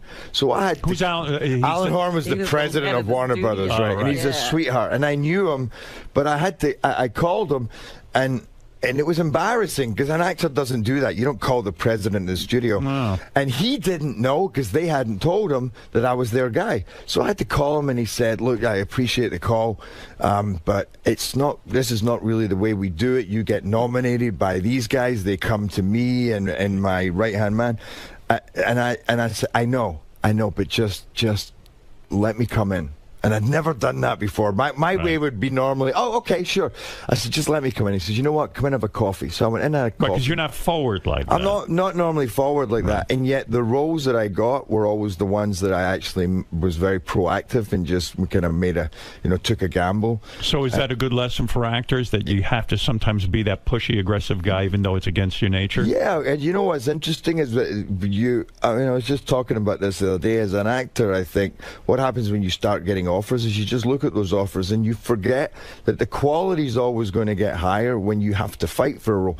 So the roles that aren't coming your way, so you got to keep looking up rather than on a parallel level. And I think I was getting to a stage where I was just looking on a parallel level because actors get egos. You stop auditioning, you say, well, I'll only read this if it's an offer. And by the way, you get a lot of scripts to read, so you can't sit and read all day, but you can only do so much. But it's always been in those times when I had to fight for something that tenacity comes out. You're right. So after you have a couple of hit movies, all of a sudden you're like, hey, I don't have to audition for this. I don't have to go in and beg for this. But meanwhile, you're right. You can't lose that hunger because the good roles are the ones everyone's fighting over. Exactly. Who are you up against all the time? Is it like a type? Like, are you? Is it like you and two other guys? Yeah. Who's your guy? Who is my guy? It depends on the role because sometimes they're kind of slanting a little older, so they might say it's you or Russell Crowe, or other times, it maybe Jeremy Renner or a Tom Hardy when you're going younger, and those guys are phenomenal. Right. And sometimes they come your way and sometimes they go there. And I always think they go the way they're supposed to go. You just, otherwise you make yourself crazy. And I learned that early on when this role I wanted so much. And the guy that got it is an English actor called Max Beasley, and it was a Scottish role, and he's English. Right. And I thought, you know what? I could look at this two ways. I could be angry, or I could say, good for him. He's managing to pull off getting that role in another accent. Yeah. So that should just inspire me to work harder, and one day I'll be that guy. And he had more of a name than me, so that one day I'll be glad that I'm the guy who has that name and will get those roles. So I try to look at it that way. How hard is it for you to remove your Scottish accent when you go up for a role? I mean, is that difficult for you? No, I've done it. By the way, I feel like I barely talk Scottish anymore. I listen to myself and I'm going, what am I? I sound, like I'm a hybrid because I've done as American in so many movies. How do you learn to speak, with American, so to speak? You go. Like, who do you emulate? You can't go to a guy from Boston because he's got sort of like a Boston accent. Unless you're playing a Boston guy, and that's a tough accent. Yeah. Well, most people in movies speak in a general American accent. Right. So, and I don't try and focus on one person because then you're going to start getting caught up in their habits. But as much as watching TV and movies, what you do is you work with a dialect coach. And literally, you sit and you run sounds. So you'll be like, it's, for your eye. Because in Scotland, we say bright light. Yeah. We go, aye. In America, they go bright light. So you go, it's a bright light on a fine night. But the thing is, there's the same rule for every accent. So I is a certain sound in America, and ooh for moon. In Scotland, we go moon. Or we go good. And in Americans go good. So if I said to you, say the rain in Spain falls mainly on the plain without your accent. Okay, hold on. Hold on, because you got to get your mind. This is the hardest thing, I think. Okay, the rain in Spain falls mainly on the plain. Wow. Yeah. Is that okay? Yeah, that was pretty good. And normally you do warm-ups because you got to. For American, you got to relax the lips, relax the tongue, and you got to just start talking like that. Because if somebody hired me to play a Scottish guy, right, to stay in that vernacular, to stay in that accent, is very That's what I was going to difficult. ask. On the set, do you stay American? I do. But, you know, and that was the biggest thing as an actor that I did, because I was very shy to just walk around and improvise. And I realized one day it doesn't work when you're just going in for an audition and putting on an accent, because what starts happening is you start talking like this and you neither get the performance or the accent. Right, because that's so forced. You got to make it part of you, so you have to walk around all day. So I started walking around, I started talking, and I thought it doesn't even matter if it's bad, because people don't know. They don't think that's a bad American accent. They just think he's lived here for a certain amount of years. You get every accent imaginable. And my best buddy was like, dude, you sound like an idiot. And I'm going, you know, he's a director. I'm like, you're supposed to be supporting me. Stop telling me that it doesn't sound American, because it doesn't matter right now. What matters is that I'm learning to laugh, to sigh, to go high. To make it natural. To make it natural. And it made all the difference to me. Because I would imagine, like when I hear about Daniel Day-Lewis walking around as Lincoln all day, I think, wow, that guy's a fucking tool, you know? But I get it in a sense. I mean, you got to stay in the voice, right? Yeah. And he's British too, so he's dealing with it. He should say that in his speech, by the way. I'm the tool that won the Oscar.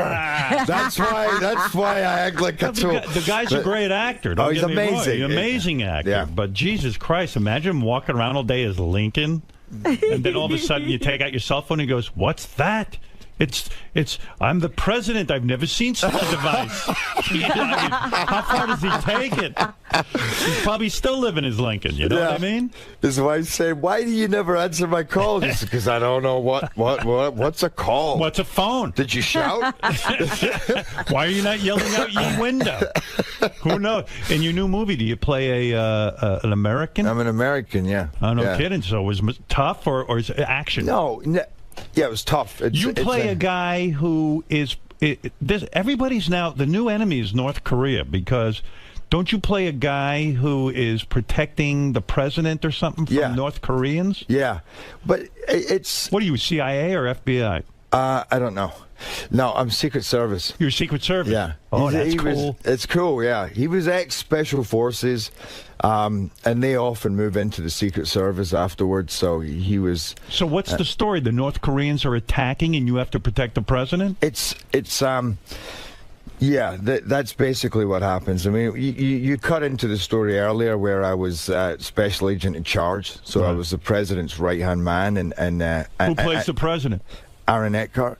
Oh, no kidding. That dude from Two-Face? Well, that's a very young president, isn't it? That's Two-Face. Because, you know, we wanted to... You often, when you get presidents in movies, you know, there's that kind of, I don't know, standard, very polished...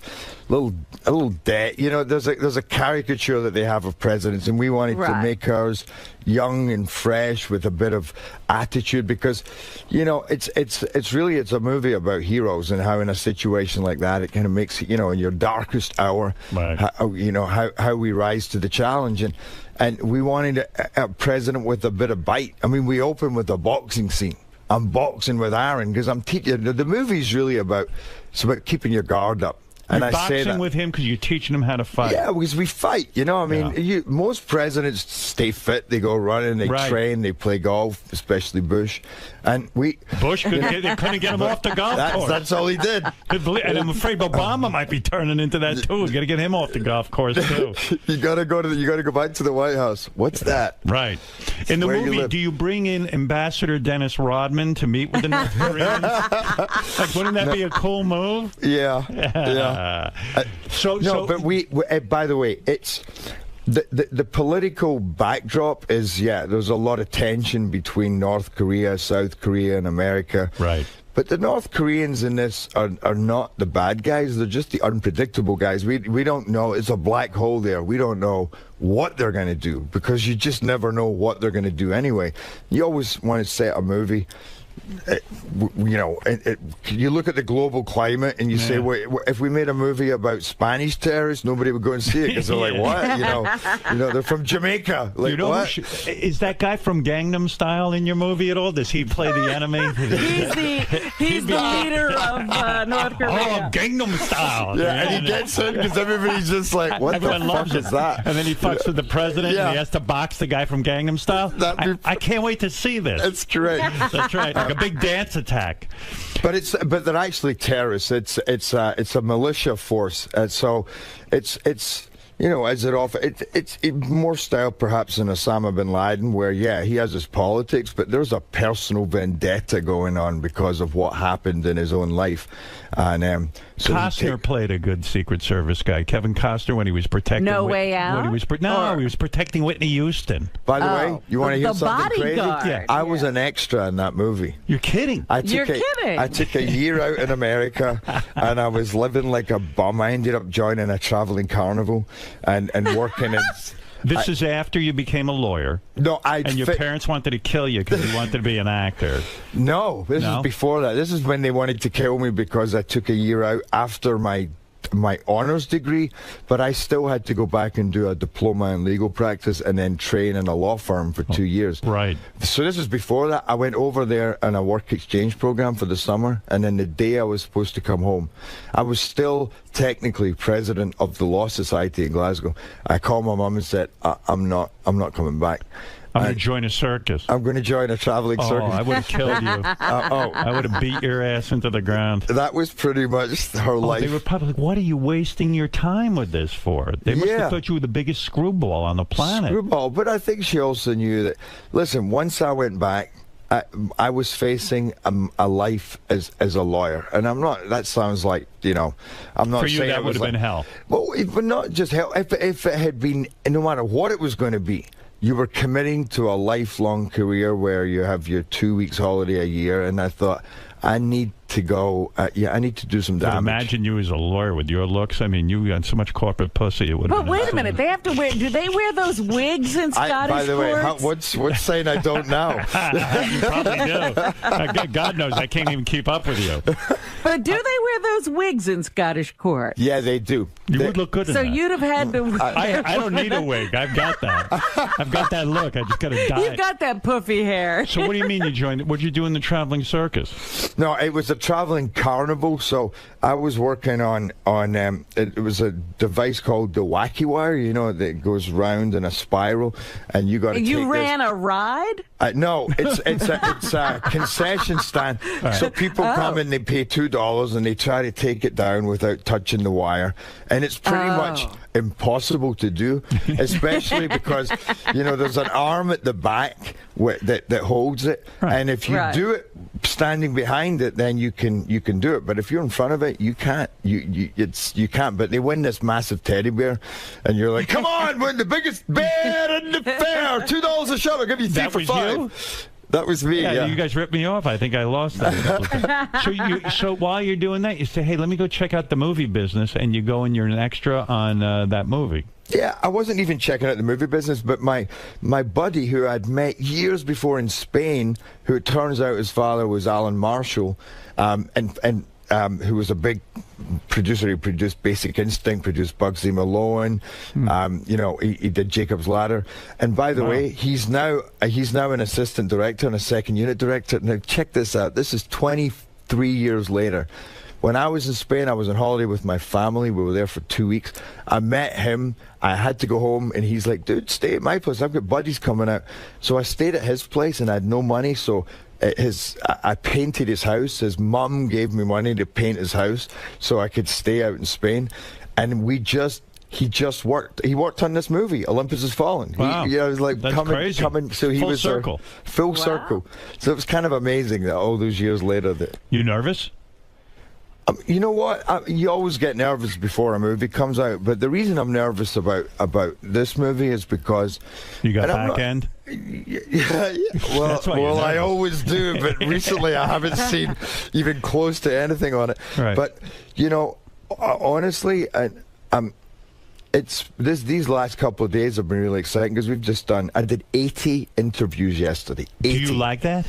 No, I don't like it. Yeah. But I like it when people are coming in because what we did was really smart because the movie is fantastic and it's exciting and it's very provocative, and it's emotional, and it's patriotic. Have you gotten reviews yet? Yeah, so we've been getting reviews. They give you quick reviews. The reviews don't come out to the day of. Right. But the reviewers have been loving it, and we've been screening it. These 300 word-of-mouth screenings we did all over the country. Yeah. And they are screaming, and they're shouting at the screen. Action film. It's an action film, but it's also... Any nudity?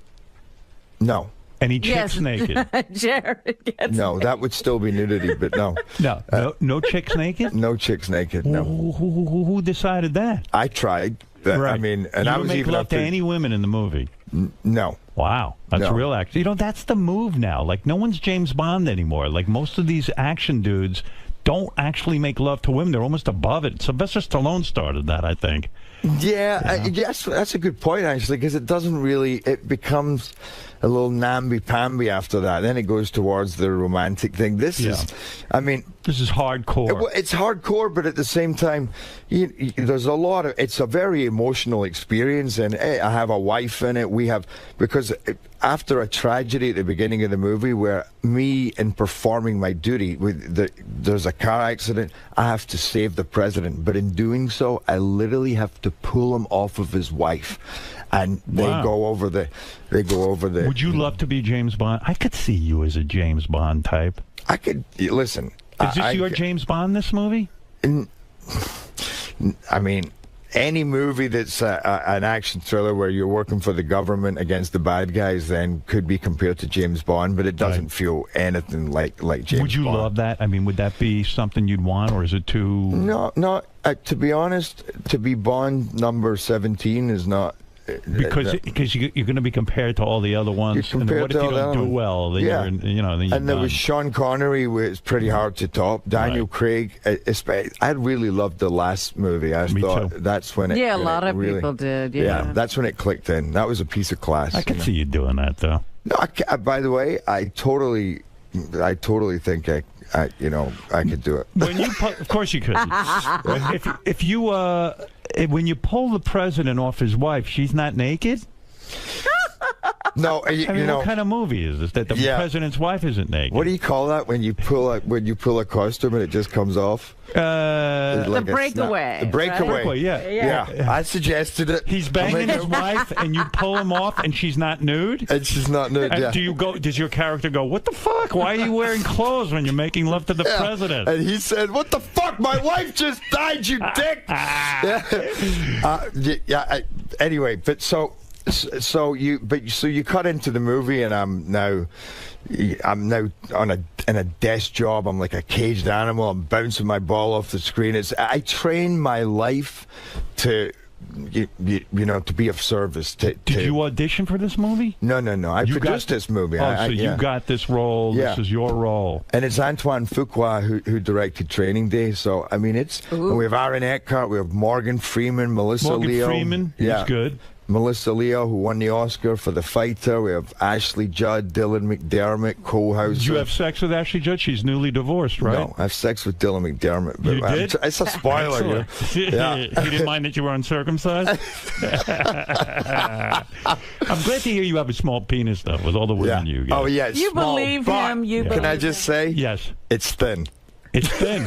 Mine's thin, too. Mine's thin and small. I'm not even thick.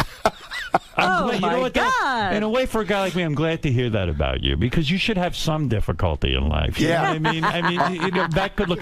Do women ever laugh when, because they're like, probably like, oh my God, I'm going to be with Gerard Butler. Terrible. Do they ever go like, I guess it's not a joke. I just do that to make them feel comfortable. See, I'm not perfect. You want to see my hemorrhoids?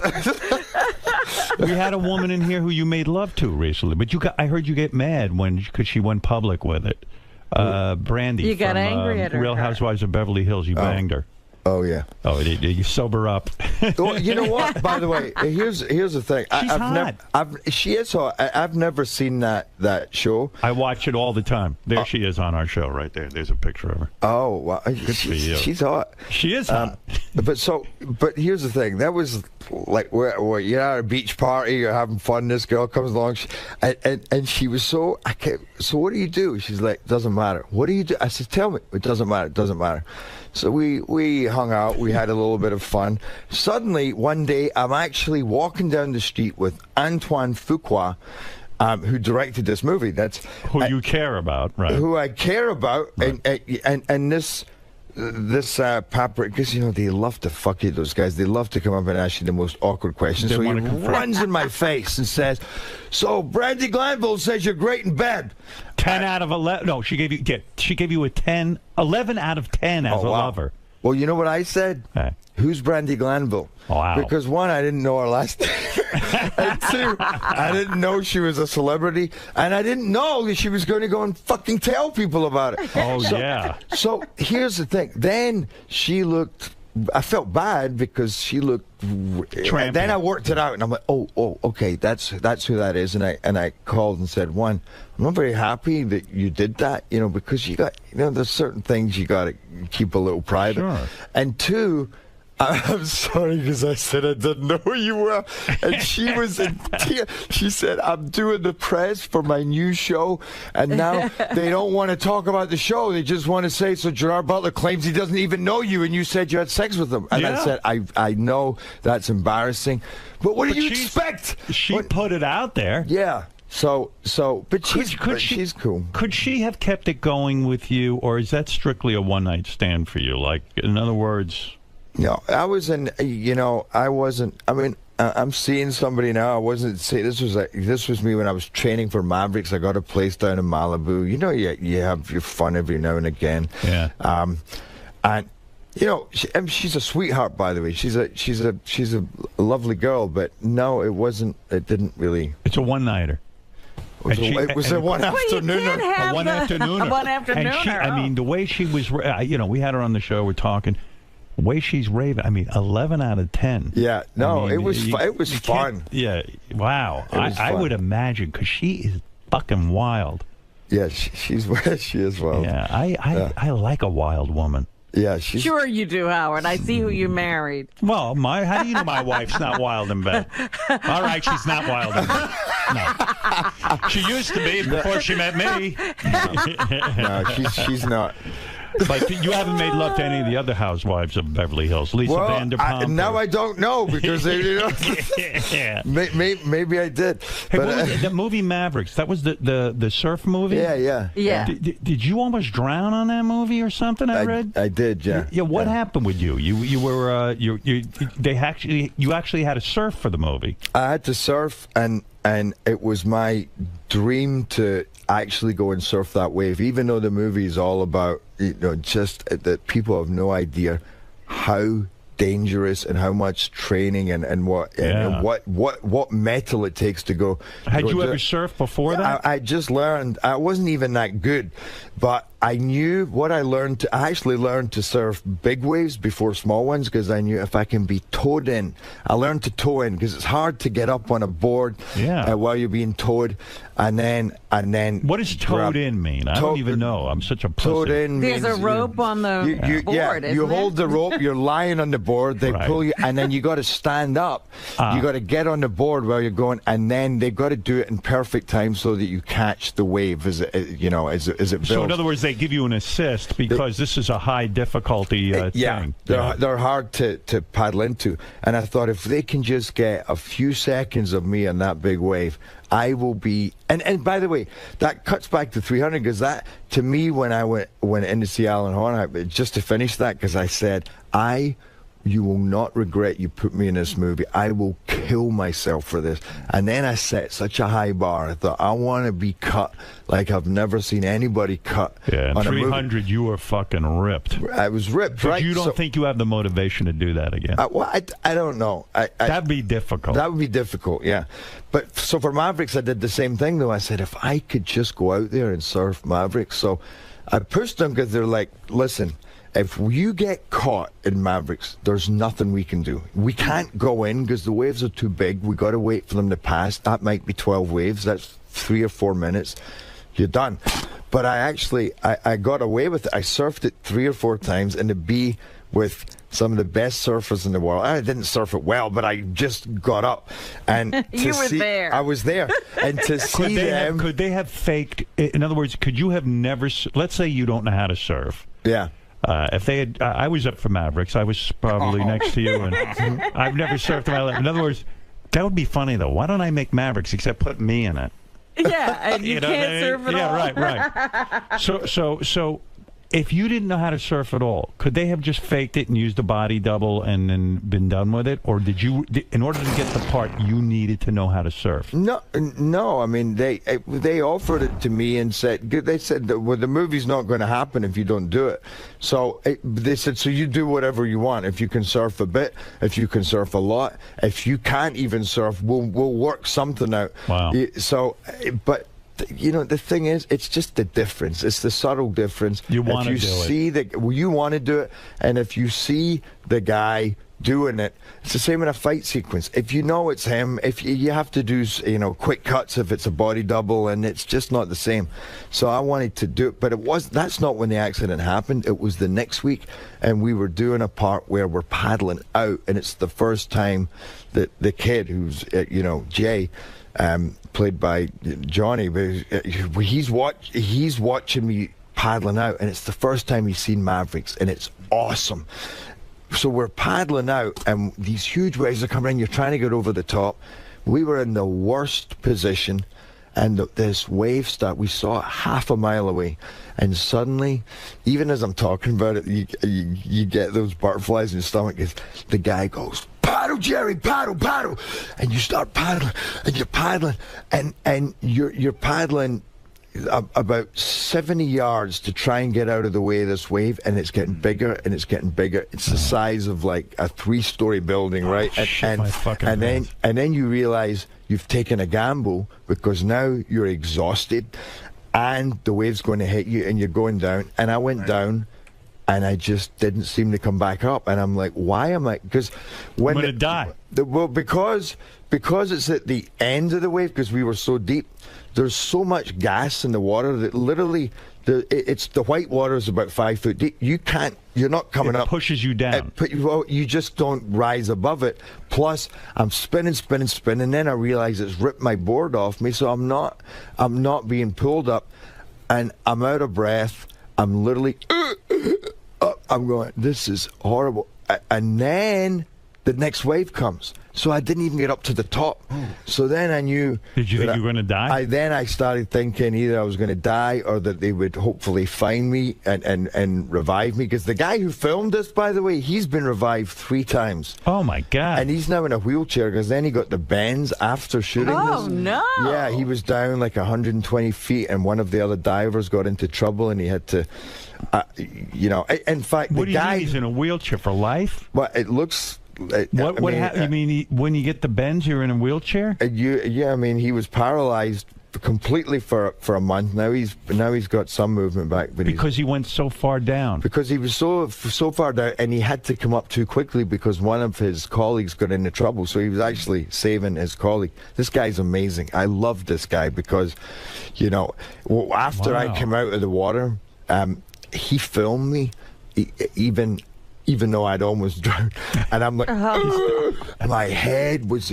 I thought my head was going to. Did they use that in the film? No, they didn't use it in the film because it wasn't really. I'm supposed to be waste. I'm supposed to be a good surfer in the film, but and I didn't mind that he was doing it because I knew that's a guy who he'd be quite happily in this position. Wow. So, but it didn't stop. When I finally came up, there was nobody there. Oh, this guy, Grant, was on a jet ski. And to see him, this guy's 6'5", he's invincible. To see him looking at me, he was terrifying. Mm-hmm. And I knew I'm in trouble. And he couldn't get to me. I went down again. Wow. I came back up. Then there was nobody there. I went down again. And then when I came back up, they grabbed me. But when he was pulling me, the next wave was coming, and I'm now right at the rocks. And when these waves hit these rocks, they go 50 feet in the air. They smash it. So they had to get me out of the way. But the water's now going over my face because he's holding my hand, pulling me, and I knew if I let go, I'm dead. Oh, man. But I can't breathe still because the water's going over my head.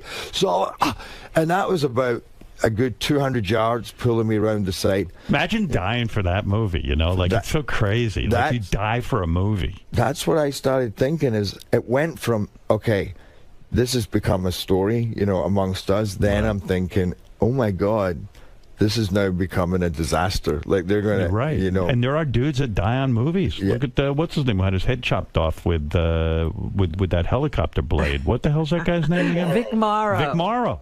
I mean, shit happens on these movies. They don't know. You know what? With these action films, they're asking you to do more and more crazy stuff. Yeah. You don't know what the hell's going to happen. You don't know. I mean, there was a movie not that long ago when I think about 12 stunt guys died in a helicopter that hit you know, what I'm talking about. cable. You got to be careful. Yeah, you got to be careful.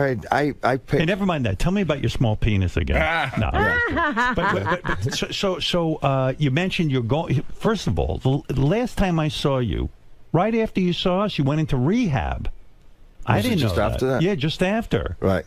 You right. completely concealed that. I was like, he looked fine. No, I was fine until I came in here. Is that what did it? You went on drugs after you. What happened? I thought when I talked to you, you were sober. Are you a sober dude? I mean, I don't drink. I don't drink. You don't, yeah. And I don't really mess around with drugs like that. But it was talking about movies and injuries. It was. I've been in a car crash in movies where I hurt my back. Then I was doing a fight sequence in Coriolanus with Ray Fiennes when the same issue, it went out really, really badly. For back pain? 4 months, I felt like somebody was sticking a spear in my back. I made a whole movie feeling that every day. And there was nothing I could do. Every night I had they put you on pain meds. So I started on pain meds. Oxy? No. What were you doing? Aspirin. Heroin. No. That'll get rid of the back pain. He was doing aspirin. He got hooked on aspirin. What I had a morphine drip right into my arm and a colostomy bag. What the hell were you doing? No, just weed. No, just Vicodin. And to be honest, I wasn't even. You know, Vicodin doesn't get me high though. No, I wasn't really getting high. Well, you don't take 500. One night I was with some people, and I took a couple of Vicodin and drank, which you're not supposed to do, and I still didn't get that good a buzz. Oh, that's, by the way, I don't drink, but there was an amazing documentary on CNN about the amount of people who die by mixing alcohol with pain meds and other meds. Yeah, it's dangerous. It's thousands every year. They go to sleep, their heart stops. Right. But how were you taking the Vicodin? Cutting it up and snorting it. No, I'm joking. Just taking it. No, just. How much were you doing? No, I mean, actually not. By the way, by the time that I went into, I really wasn't doing that many. I went into it was like a pain program. It was the doctor there was amazing, and they use qigong, so he barely touches you. And they go by energy lines, and what also is they teach you this philosophy where you know that stress is related to pain. So you have genuine injuries, but the more stressed you are, the more pain you feel, the more and the more down you get caused by the pain, then the more pain. And so then you weren't like a real drug guy. You really had a problem with this pain med. No, and it was amazing. How long were you there? Like 20 days, 23 days. Were you there with some hardcore drug people, though? I was surrounded by some crazy people. And were you like going, hey, man, I'm not that. I'm just doing some Vicodin because I got a back problem. No, I'm in. By the way, honestly, the program that goes on in there, you got to stop. You look at your life. You sit listening to other people who talk about their life, and it is amazing. It's such a bonding experience. I wish the name wasn't rehab because it's actually a kind of a spiritual thing. You're with people from all different walks of life. Well, sometimes you get caught up in your life so much you don't reflect. You do, and I try not to, but I absolutely 100% do. Is the food good? I mean, yeah, it was it's kind of like summer camp. What you're Do they have special facilities, a good spa? But you know the crazy thing is you're not allowed to talk to women. Right. Like in between, you're not allowed to talk to women. It's so funny because all the women want to talk to me. Right. You know, and they're coming crowds. I'm surrounded, and then the staff tell me off, and I'm like, I can't believe I'm being told off. You know, right. You know who I am? You're breaking all the rules. Yeah, I have a small penis, but it's thin. So are women slipping notes notes under your door and stuff when you're in the rehab? Actually, I did get a note slipped under my door. What a life. Yeah. It's unbelievable. You're in rehab. You're trying to reflect. You're trying to keep your shit together. And then all of a sudden you get the notes under the door. Yeah. Were you tempted? Yeah. What did the note say? It was just being. It was like something like you're fucking hot. I wish we could do something or something like. The thing Was is, it you Lindsay share a room. Lohan? You share a room with somebody, and I shared a room with this guy. Oh my God, he was hilarious. He probably took the note and said, "Hey, this chick thinks I'm hot. I'm going to go bang her."